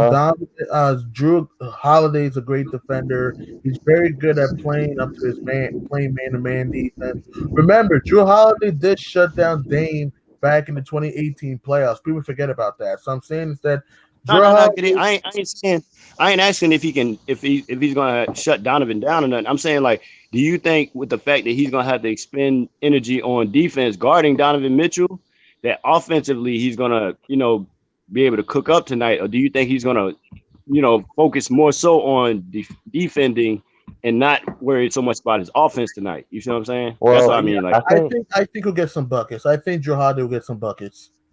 Well, you forget, like, you can throw multiple, like, the Pelicans, they can throw multiple bodies at Donovan Mitchell. Like, because if it's not Drew Holiday defending him, Josh Hart can defend him. Like, the last Hmm. game they played, Josh Hart shut him down in the second half.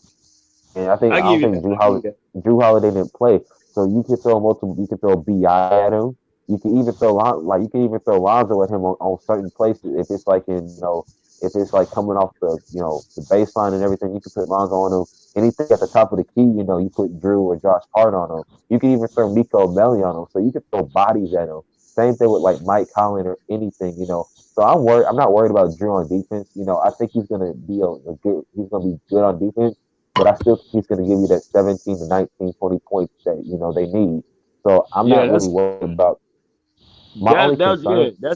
That was really the part of the question I was wondering, because I'm like, in my mind, I'm like, I know he's not gonna play him the whole game. They're gonna throw different bodies at him, but I'm just saying, like, you know, the high level that Donovan plays at for Yeah, Drew when he is guarding him, I know he's gonna be like, reserving energy to make sure when he's playing defense, he's what I mean, he's as close to 100% energy as he can be guarding Donovan. So that means he yeah, might not be taking as many shots offensively. yeah. You know what I'm saying? He might be trying to Like, set up more, which is still good fantasy wise. He get assists, it's still great. You know what I'm saying? So yeah. I mean, It's I'm just worried about. I don't think Drew's gonna have like a monster game fantasy wise, because he's gonna be playing defense so disciplined. You know what I mean? So hard. You know what I mean? yeah. Like, That's the only. honest. Like Go ahead. for me, I put like, well, I gave most of like the percentage points and everything. I gave most of my points like for the Pelicans game. I gave them to Zion and Bi, for obvious reasons. Yeah, And yeah, then yeah. I And then I got a couple, I did like I have a couple X factors. I did put a small percentage on Lonzo because I do think he's gonna have like 12 to 14 points tonight. You know, 7 assists, 8 rebounds. Typical. Get like a point guard stat line for the NBA and all that stuff. So I think he's gonna do good. Now for Drew, I did put him at like I think he's gonna have like 17, 18 points. I think he's gonna have a good game. But when you're talking about him defending Donovan Mitchell, it's like it depends on the flow of the game because let's just say if Donovan Mitchell gets cooking early, Drew's just you're gonna like Alvin Gentry's just gonna put Drew and have him just spy on Donovan Mitchell for the rest of the game if he gets cooking early. Now, if Donovan Mitchell's struggling, it's a whole different story. And Yeah, yeah, yeah. the only other reason I would see, Gentry putting Holiday primarily on, Donovan Mitchell is like if it's like 5 minutes left in the game or something like that, and or less than 5 minutes in the game, going down to crunch time, fourth quarter overtime, and they need the game, you know, because like this is a game that they have to win. I don't think they're gonna beat Yeah. the Clippers on. I don't think they're gonna beat the Clippers on Saturday. I don't think so. But this is the Me game either. they have to have because I don't know who the Blazers play or who the Spurs play, but I don't think the Blazers and the Spurs are going to win that game. Their first game, I don't think, and so I don't think the Kings are going to win their first game either. So I think this game is an X factor game. Get on the right track because both teams are more or less evenly matched per se. Yeah. You could say that. Like just personnel wise, record wise, the Jazz got the better record, but personnel wise, both teams are fairly even. If you could say that. So I think this game, Drew Holiday might be the X factor because I really don't think I think they're gonna get demolished by the Clippers on Saturday. I But just do. not to interrupt you guys, but I actually checked the schedule. The Blazers are playing the Grizz tomorrow, and also the Spurs are playing the Kings tomorrow. Oh Okay. well, they gotta win that game. The Pelicans gotta win. So like with the Drew Holiday, like he might have to just lock up Donovan Mitchell because like Uh-huh. let's be honest, do y'all That's trust Mike Conley? Do y'all trust Mike nah. Conley this year? I don't, and that's what I was saying, though, man. I feel like the Pelicans know they need this win. They need this shit today. Oh So yeah, that's why I feel like Drew will. I don't think he's going to sacrifice much of his offense, but I'm just saying, like, I'm gonna go back to the example you just gave. You gave a perfect example. Like, let's say, last 5 minutes they need that nigga to check Donovan Mitchell, but at the point where he's checking him, he has like 10 points. Drew Holiday has like 10 points, let's say, and he only shoots the ball once or twice more. He gets like 12. You know what I'm saying? Now that's not bad if he's playing strong defense, but let's say he doesn't have like a bunch of steals or blocks or anything like that. He got like 5 or 6 assists. He got 3 or 4 rebounds. It's gonna look like a average game for the average player, but he might be playing lockdown defense and just not Mhm. getting steals or blocks with it. You know what I'm And like saying? I wish Fantasy that like won't help.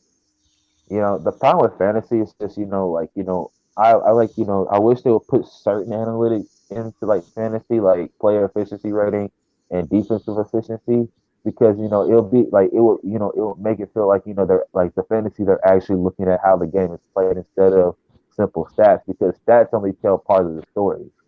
I And like agree. if there was I like agree. Yeah, I agree, man.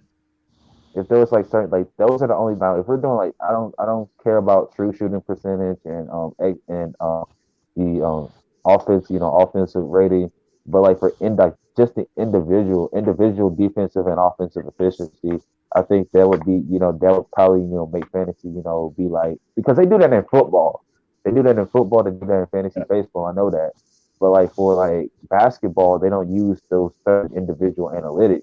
Now with this, like we were talking about Drew Holiday, I think because if I'm in the ball, like I think Drew Holiday, uh, JJ Redick, and Brandon Ingram are the three closers, the three guys that you want the ball in the last hand.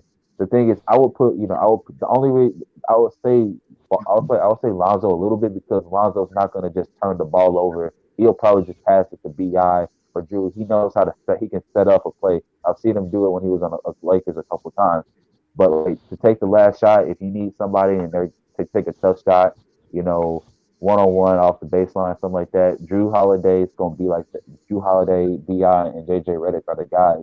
But even if like let's say Drew has like 10 points, what like you said, 10 or 12 points, 5 minutes left to go. Like the thing But he is for plays Drew strong Holiday, though. He's yeah, strong the though. thing is he's gonna get like the thing is like he's like he can get to the free throw line easily because they're gonna he's gonna drive, like if it's like a close game or tied game, he has a quick first step and he's gonna get he's gonna get fouled, go to the line. So he can get fouled like 2 or 3 times in like the last 2 minutes and end up with like 16 or 17 points just like that. Or he could like you could say he could score a couple times. You never know, he could hit 2 threes. He has 12 points, end up with like 18. You never know, but it Right. depends. I don't want to make it confused now. Like, I'm not saying that Drew can't have a great game. What I'm saying is, like, when you look at the value of his pricing, I don't know what his pricing is exactly, but I know it's probably around about 7,000. And you got 50,000 to make a roster. Are you willing to spend that 7,000 on the fact that he might have to play extra defense on Donovan Mitchell, which might take away from his offensive opportunities? That's what I'm saying. To where at the end of the day, he might get you 20, he might get you 30 something fantasy points when you was expecting 40 something from him. You see what I'm saying? Yeah, I Drew mean, like, Holiday is 8,300 on FanDuel tonight. Ooh, that's kind of ooh, steep tonight, bro. That's what I'm saying. I wouldn't take that 8,300. that's How much a is Donovan Mitchell? Donovan Mitchell is 7,200. See, I would take yeah. Donovan Mitchell over Drew. That You see what I'm saying? For that's value. what I got. like if we talk about lineups, is it like because I don't know because I'm not using uh FanDuel. It's this thing we got here in Tennessee that I'm using, but I don't know if it's 15 players that y'all got or is it 10? Because my thing is 10 like a starting five and a bench five. Yeah, Because but like put like this, I use FanDuel like LB, and I use the other one too.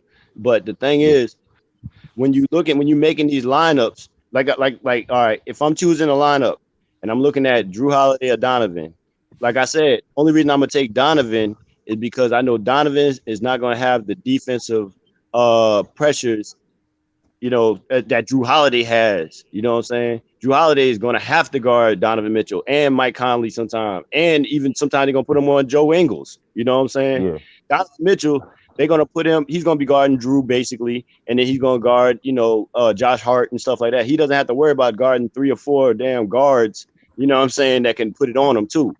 The way he has to put that much defensive energy into the game. So his offensive yeah numbers and his other numbers is going to be able to be closer to his value. Drew is 8,000, and he might not be able to perform up to that. Not because he ain't playing good, but because he's putting so much on the defensive end, he's not going to be able to offensively make up for it necessarily. You know what I'm saying? yeah So his fantasy value at the end of the day is going to be lower than Donovan's. Like that's yeah why I be trying to look for guys like a Jackson Hayes. I feel like Jackson Hayes could get off and get a low key double in a game like this. You know what I'm saying? yeah. Because they're Like gonna need bigs to be out there. they gonna be running the gunning and everything. So yeah, I can see Jackson Hayes, but like I think Drew Holiday, like he's the type of dude like on a game like tonight.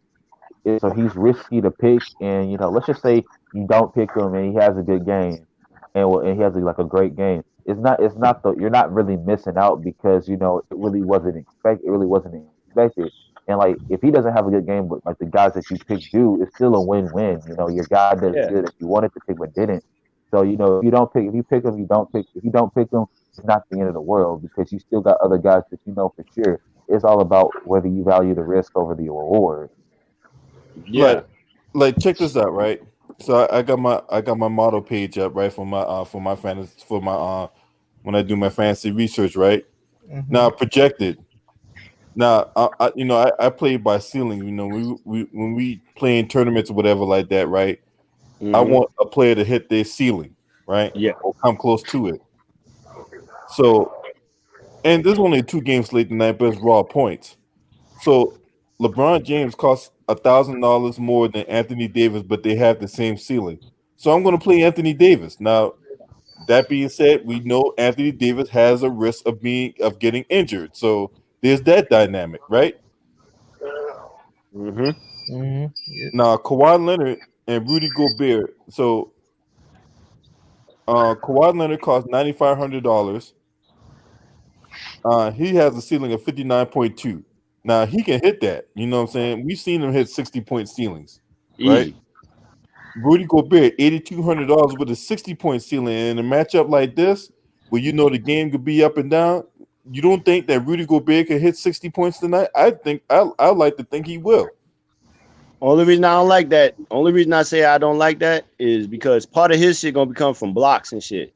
And if they playing up and down in the New Orleans Pelicans, put like this: if New Orleans gets a fast break like this, Zion gets a rebound, kicks that shit to Lonzo. Lonzo makes a pass up to Brandon Ingram. Ain't no way Rudy Gobert getting down there. But I Or if think Zion take the shit and just rides, ain't no way Rudy gonna catch up. So but he got to get his in half court. That's the only reason I wouldn't pick him tonight. but don't you think Rudy Gobert is in a good position to get at least 15, 16, 17 rebounds tonight? I would give you that. I give you that, but I would give you that. I could give you that. I give you that. He could get his rebounds, and he's gonna get. But then again, it's like he might get 15 rebounds, but he might only get like 10 points. You know what I'm saying? Like I can't really put Rudy. Like if Rudy was playing, put like this. If Rudy was playing against another team that wasn't like so athletic and so up and down, and he was playing against another half court team, and they had like problems problems in the inside, then yeah, hell yeah, he'd eat. But it's gonna be kind of hard because, like I said, Derek Favors is outsized by Rudy Gobert, but he's tough and he's gonna be out there banging with Rudy to keep him from getting some of this shit. You know what I'm saying? And Rudy Right. doesn't really have a game where you could just give it to him and he scores. So that's why I feel like it'd be tough. It'd be tough for me to pick him at that 60 ceiling. I don't know if he can make that. I think he can get like a 48, but I can get a 48 from somebody else. You know what I'm saying? Now let's look at it from this aspect, right? So I'm gonna break down 3 games that they played so far, right? Uh-huh. The first game, Utah beat New Orleans 128-126, right? 254 points, man. God damn. Wow. Now in that game, Donovan Mitchell was 7 for 18.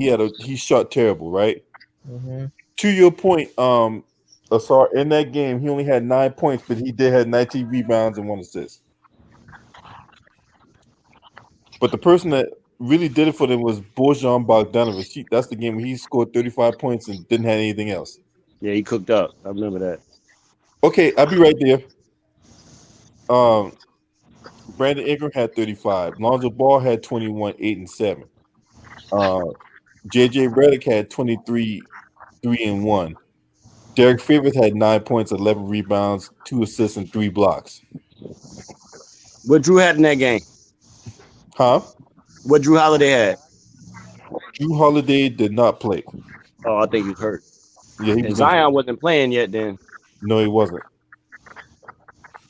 Wow. We go I to the didn't know next game, right? Go to the Bucks. Go in the next game they played because they played on January 16th. That game was 138-132 in overtime. Wow. 270 points. That over good night, boy. Man. Donovan Mitchell had 46. Wow. Bogdanovich had 26. Wow. 26, 3, and 4, right? Rudy Gobert had 17 and 14 and 4 assists and 3 blocks. Okay. Jordan Clarkson had 15 off the bench. Then if you go to the New Orleans side, Lonzo Ball only had 5 points, but he did have 13 assists. Brandon Ingram had 49, 8, and 6. Oh, they won that game. No, the Jazz won that game. No, Pelicans won that game. I'm sorry, Pelicans won that game. Let me see who else. Derek Favors had 21, 11, and 3 blocks. They have it. Equan Moore had 16 points off the bench. They have it. So JJ Redick did not play. Josh Gray, Drew Holiday in that game. He did not play in that game either. Nope. So that was the game New Orleans won. Yep. Then we go to the third game. Well, they play right. Oh, I'm sorry, that was the third game. Yeah, the second game they lost. Yeah. So I mean, I can see Rudy from that sample size. It's like, but see, that's what I'm saying. It's like one game he didn't, one game he did. It's kind of like that was the third game because the first game they played back in November, and the Jazz won that one 128-120. Yeah. And Brandon Ingram had 33, 4, and 5. Drew Holiday had 28, 5, and 4 and 4 steals. JJ Redick had 20.7 rebounds, 4 assists. Yep. Right. Lonzo only had 13 points off the bench. In the Jazz game, for the Jazz side, they go miss Bogdanovich. Bogdanovich had 28 points, 3 rebounds, 5 assists. No, 20.5 and 5. Donovan Mitchell had 37, and 5. Rudy Gobert did not play in that game. So Joe Ingles only had 3 points. So there you go. What y'all think about that? I think you're right. That's right. You're absolutely right. Look at that. Yeah, at the end of the day, like I said, But they're gonna try to take Rudy out of the game though. They're gonna take Rudy out of the game though. I think They're gonna take him out of the game. I think if you get Rudy, if you pick Rudy tonight, I guess you got a 50-50 chance of him hitting his ceiling. But to me, I like a player who I can feel like more than likely is gonna get their shit regardless. So like with Rudy, I wouldn't put that money on him just because of the fact that like it's not guaranteed. You know what I'm saying? For that amount of money, Yeah, I need a guaranteed guy that's going to do it. You yeah, know what I'm saying? yeah, yeah. But Plus, like, Bogdanovich being gone, that's gonna hurt them though. yeah, it's gonna But they hurt got them. But I mean, Jordan. They we got just talking about singles. fantasy right now, though. Oh yeah, yeah. Well, yeah, yeah. Yeah, but Well, I don't gamble. I don't do that stuff. I like my money in my pockets. yeah. Mhm. So I mean, when you talk about, Yeah. it's like with the matchup with Rudy tonight, right? Between Rudy, if I'm looking at value between Rudy Gobert and Derek Favors, I'm gonna choose Derek Favors because just like what LB was just laying out, when Derek Favors played against Utah, he was putting up numbers. You sure He's as hell. putting up he's putting up hella numbers. So, and he costs probably like half as much as Rudy Gobert.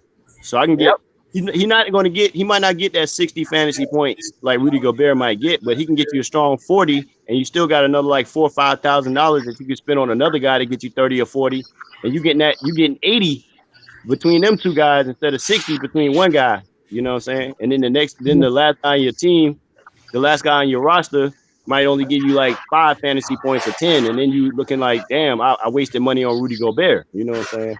I just don't want to waste money on guys. What about Josh That's the Hart? same reason. That's the same reason I ain't getting LeBron. You know what I'm saying? Because I feel like he's not gonna be worth the money. Whereas I could save money, get somebody else that's gonna get close to that production that I'm looking for from LeBron, and get 3 or 4 more guys with the money left over. Yep, yep. Yeah, that's true. That's true. So, for me, like I said, this game, I think the Clippers will win due to more depth, more firepower, more defense. The Lakers, like I said, if J.R. Smith and Deion Wade is going to be consistent enough off the bench for them to win, I don't know. It's a wait and see type thing.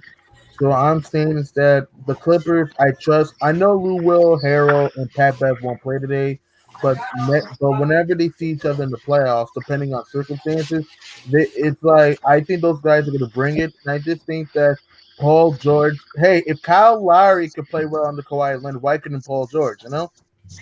Yeah. Yep. Yeah, man. Yeah. That's I yeah. mean, But what about Joakim Noah?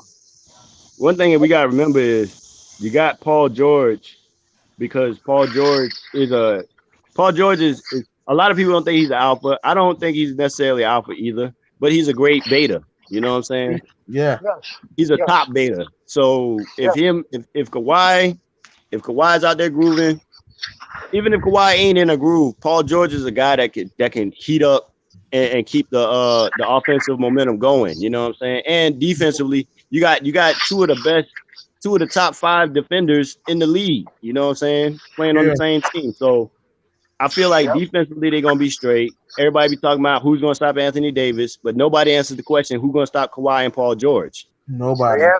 And we ain't even talking about the other guys yet. You know what I'm saying? So Joakim Noah.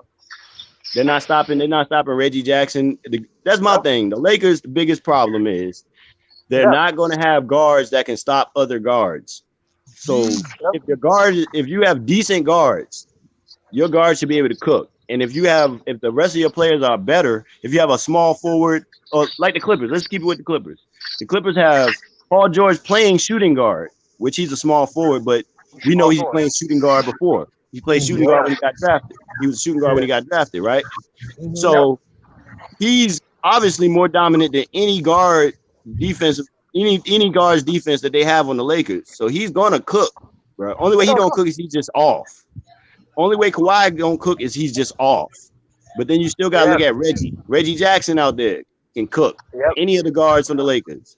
You know what I'm saying? Yep. The rest of the guys, Landry Shamet can cook up against them boys because they can't play Yep. defense. They're not gonna stop him. He's gonna square up and shoot all day, catch and shoot on their ass. Like, Don't forget about Yeah. Rodney McGruder. Don't forget about Rodney.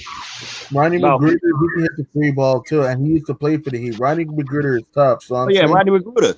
I'm just saying, like, any team they play against, this is why they're gonna have trouble with teams like Dallas. The Lakers will have trouble with teams like Dallas and shit too. Tim Hardaway is not a super great guard, but he's an aggressive scoring shooting guard that they can't guard. And you got Luka playing the wing, which they can't guard. You know what I mean? You got Steph Curry, who obviously they can't guard. You know what I'm saying? yeah. So He went on the people. He went So that's what the Lakers. He went He came at the perimeter. That's another reason why I don't feel like the Lakers is gonna make it to the championship. I'm one of the people that's skeptical they're gonna even make it to the Western Conference Finals against the Clippers, to be honest with you.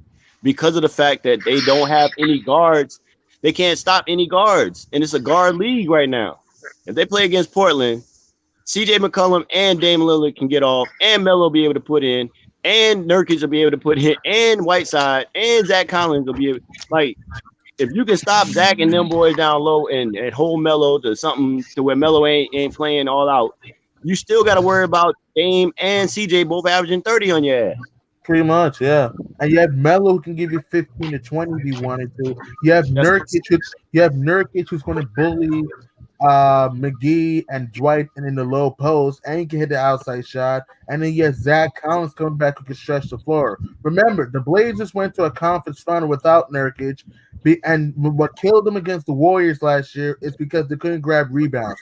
They couldn't run. They didn't have another shot blocker on the court. That's why you saw guys like Draymond Green have freeways to the basket, Kevon Looney have lobs. If you have a Nurkic last year, you might have beat the Warriors because you have another dude who can crash the glass, rebound, and also who can score in the post and who has a nice outside touch. So when the Blazers get fully healthy, they're going to be tough to beat because you got three scorers and a big man who can kill them in the post. And Hassan Whiteside, if Whiteside gets healthy, you have another dude who can give you a double-double. But the question is he going to be consistent enough? But I do think I got the Lakers game. I think the Lakers will beat the Blazers, but it's not going to be easy because Portland has the depth and some of the talent for them to compete. I'm gonna try to say it like this: the Lakers right now, the Lakers guards defensively right now can't stop Anthony Simons. True. So I don't see them. To me, I'm like this, bro.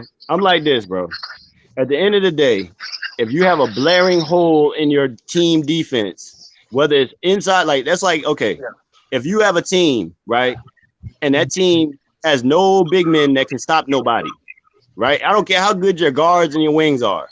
If you have no good defensive big men, you're not winning no damn championships. It's very hard. It's extremely hard. You know what I'm saying? It's extremely hard to win when you have a glaring hole in whether it's inside or on the perimeter. If neither of your guards on the perimeter can guard nobody, you're not fucking beating nobody because all they're gonna do is just attack those guards all game long, every game. You know, we've been telling CJ, Spiffy, all those guys that, but they don't want to listen. They don't, man. They're not going to listen. They're not going to listen. And Lou, did you see? And did you see the stream that we did last night? Like Lou, it's like I've been trying to tell JR. Last night. What?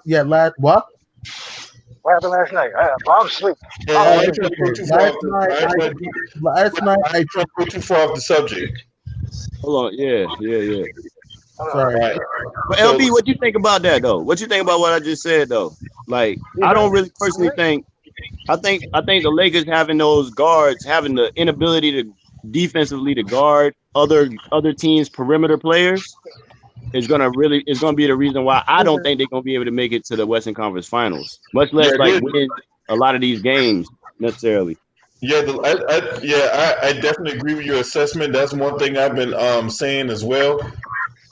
As far as the dynamic of the Lakers go, I don't think they are locked to even make the Western Conference Finals because of this glaring holes in the backcourt. When they go against teams like the Rockets with Russell Westbrook and James Harden, right? Mm-hmm. I mean, they got the big men that can neutralize or whatever like that. Okay. They got big men they can neutralize at Houston or whatever like that, but as far as like they have nobody that can stop Harden and Westbrook. They have nobody that can stop Damian Lillard and CJ McCollum. You know, they have nobody that can stop Lonzo Ball, right? Lonzo Ball can still get, you know, even if he don't score the basketball, but he still can get rebounds and assists. You know, he can get where you want to get. Yeah, he can get where you want to get.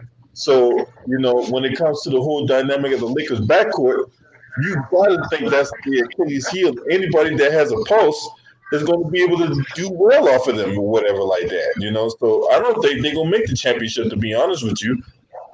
Yeah, I got. I'll tell you right now, LeBron is not going to play defense. He's going to save all his energy on the offensive end right now.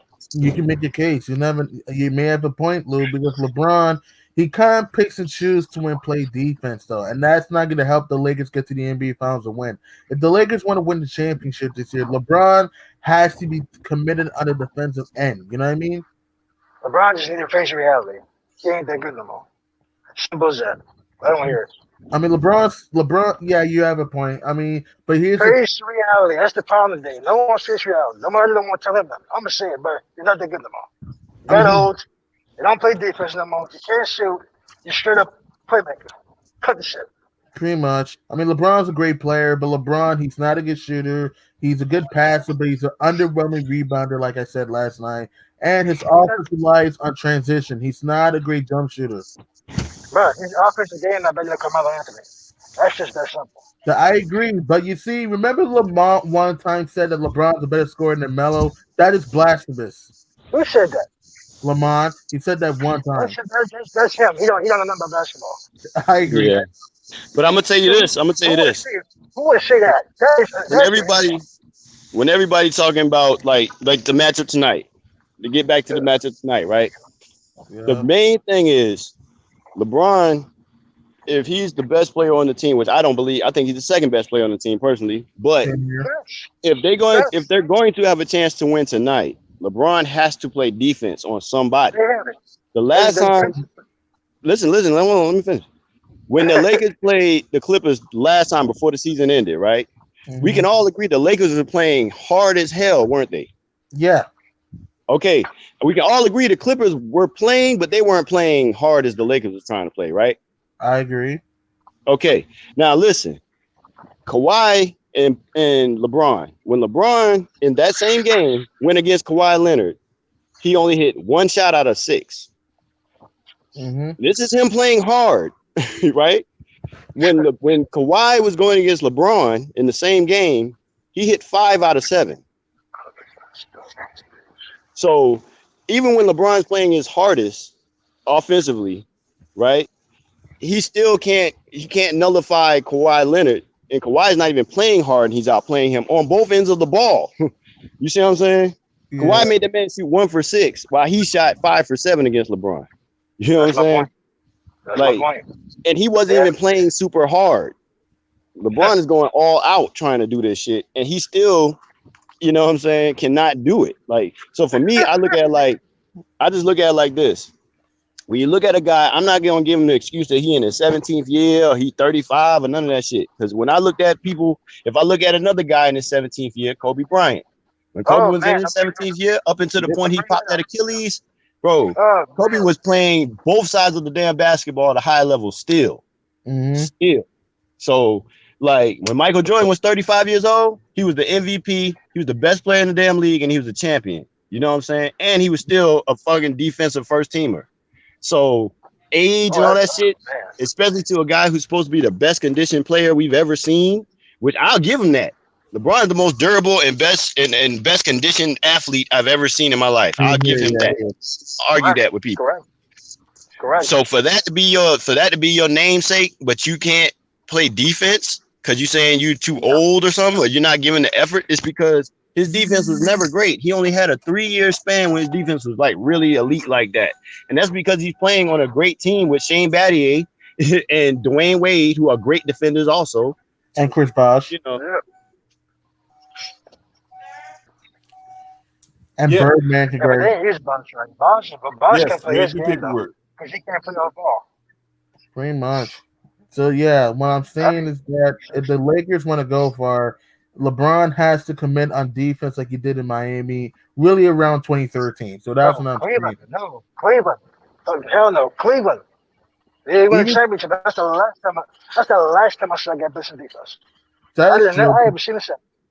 I don't even put the LeBron defense. Miami, that's when he was younger. I'm talking about Cleveland. They won a championship. Other than that, I haven't seen since. Pretty much, man. I agree. But you see, that goes out the window. Miami, no. True. And you want to hear this, JR? Excuse me, Donald. I'm sorry. Remember one time Yeah, JR said that Kawhi's not an all-around player, and he's only there just to score. I'm like, what the hell are you saying? You know what I mean? He said that one time. I don't know. I don't. How can we not? How can you say that? And that guy does it every night. I'm That's what talking I'm about every saying. night. That's basically saying Jimmy Butler no good. Jimmy Butler's no Exactly. good then. I don't get it That basically neither. saying, come on. Go ahead. I'm just saying Jimmy Butler must not be no good. Drew Holiday must not be no good. Mm-hmm. If that's what he talking about. They just worry about offense. They don't worry about defense. I do. All my guys play both ways of the ball. Exactly. It's same here, man. That's It's why like, I like the Detroit Pistons. On the 04 Detroit Pistons, everybody played defense. oh yeah, Everybody. that's why you saw games when during back then the 04 Pistons they were putting scores like 72 to like 65 because their defense was just so great. You saw Ben Wallace blocking shots, Rasheed Wallace, you saw Chauncey Yeah. Billups, Rip Hamilton, Sean Prince guarding players from full court and half court. Larry Brown was a great defensive coach. Yeah. It's like, the Pistons back then in 04, you couldn't score on these guys because they can pressure you guys from full court, half court, and etc. Though, so that's why you saw the Lakers struggle with defense, though. So that's what I'm saying, And then though. they had the enforcer. Then they had the enforcer. They had the Exactly, man. enforcer stuff. Exactly, and Nobody people has think, that. They took that out of the game. They took I that out agree. of the game. When they took that out of the game, that's why they keep going to the line. Step by that's all right. Let me get the enforcer out of there. Then I'm gonna I see you agree. want to do what you do. I agree. And people think that the Warriors would just people think that the KD Warriors would just blow the Pistons out. That's not true. The Pistons could That's lock not up true. the No. That's not true. The Pistons could beat the Warriors because Billups can guard Curry. You have maybe Tayshaun Prince would give KD problems. Oh, there you go. Oh man, my guy, Tayshaun Prince. Tayshaun That's Prince. the X Remember factor. the dude that blocked Reggie Miller in game 2, that would have tied the game, the layup. So yeah, that dude. Yep. So That's Tayshaun Prince could give KD problems. You have Rip Hamilton could give Clay problems. Draymond's not going to do this in that series. So this narrative that the Warriors will just blow the Pistons out is ridiculous. Don't forget about Rasheed Wallace. And Rasheed Wallace can stretch the floor. Don't forget. Gideon. He ain't crazy. I'm not going against him. Yeah, I'm scared of him. I'm terrified of him. Rasheed Wallace. I'm terrified of that guy. Yeah, Lou, you were saying something? You want to know why LeBron James always want? You want to know why LeBron James always want to load the team with superstars so he can hide himself on the defensive end. So when no other guy do all the dirty work, he can take all the glory on the offensive side. You do have a point. Yes, you do have a very good point, man. And that's the problem with these bronze sexuals. They don't get to see it. Have you ever been called a hater before? All the time. And you know why? You know why? Why? Because it's called telling the truth. It's called telling the truth. They don't like that. That's what I'm saying, man. Last night when I tried to tell JR and Myron all this stuff, they keep calling me clown, hater. Oh, I'm crying. I wasn't even whining. I was giving them the facts. I mean that's where we live in. They don't like telling the truth. What's going to happen? You want to know what's going to happen tonight, Gideon? If the Clippers beat the Lakers tonight? Lakers only waiting for the playoff to go. They're gonna say, "Oh, we waiting for the playoff to do something." At this one game, that don't mean nothing. You know they're gonna come with that. I don't mean nothing. Yeah, man, that's the problem with these bronze sexuals. Everything's an excuse. They don't take anything seriously, and they're so quick to call you a hater because they just don't like facts. Like, listen, I have LeBron in my top 10, okay, but I just don't think he's the GOAT because I just think that even though he's done a lot for the NBA, he has a lot of failures. I'm sorry, I just think other guys have better careers. It's not just statistics, you know what I mean? People think LeBron's the GOAT because of stats. It's more than statistics. And we're gonna end it on that note. You know what I'm saying? I'm gonna hop on Ticket live stream, so everybody hop over there. Okay. Smash like it, subscribe, man. It's your boy. Scream at me. Hey!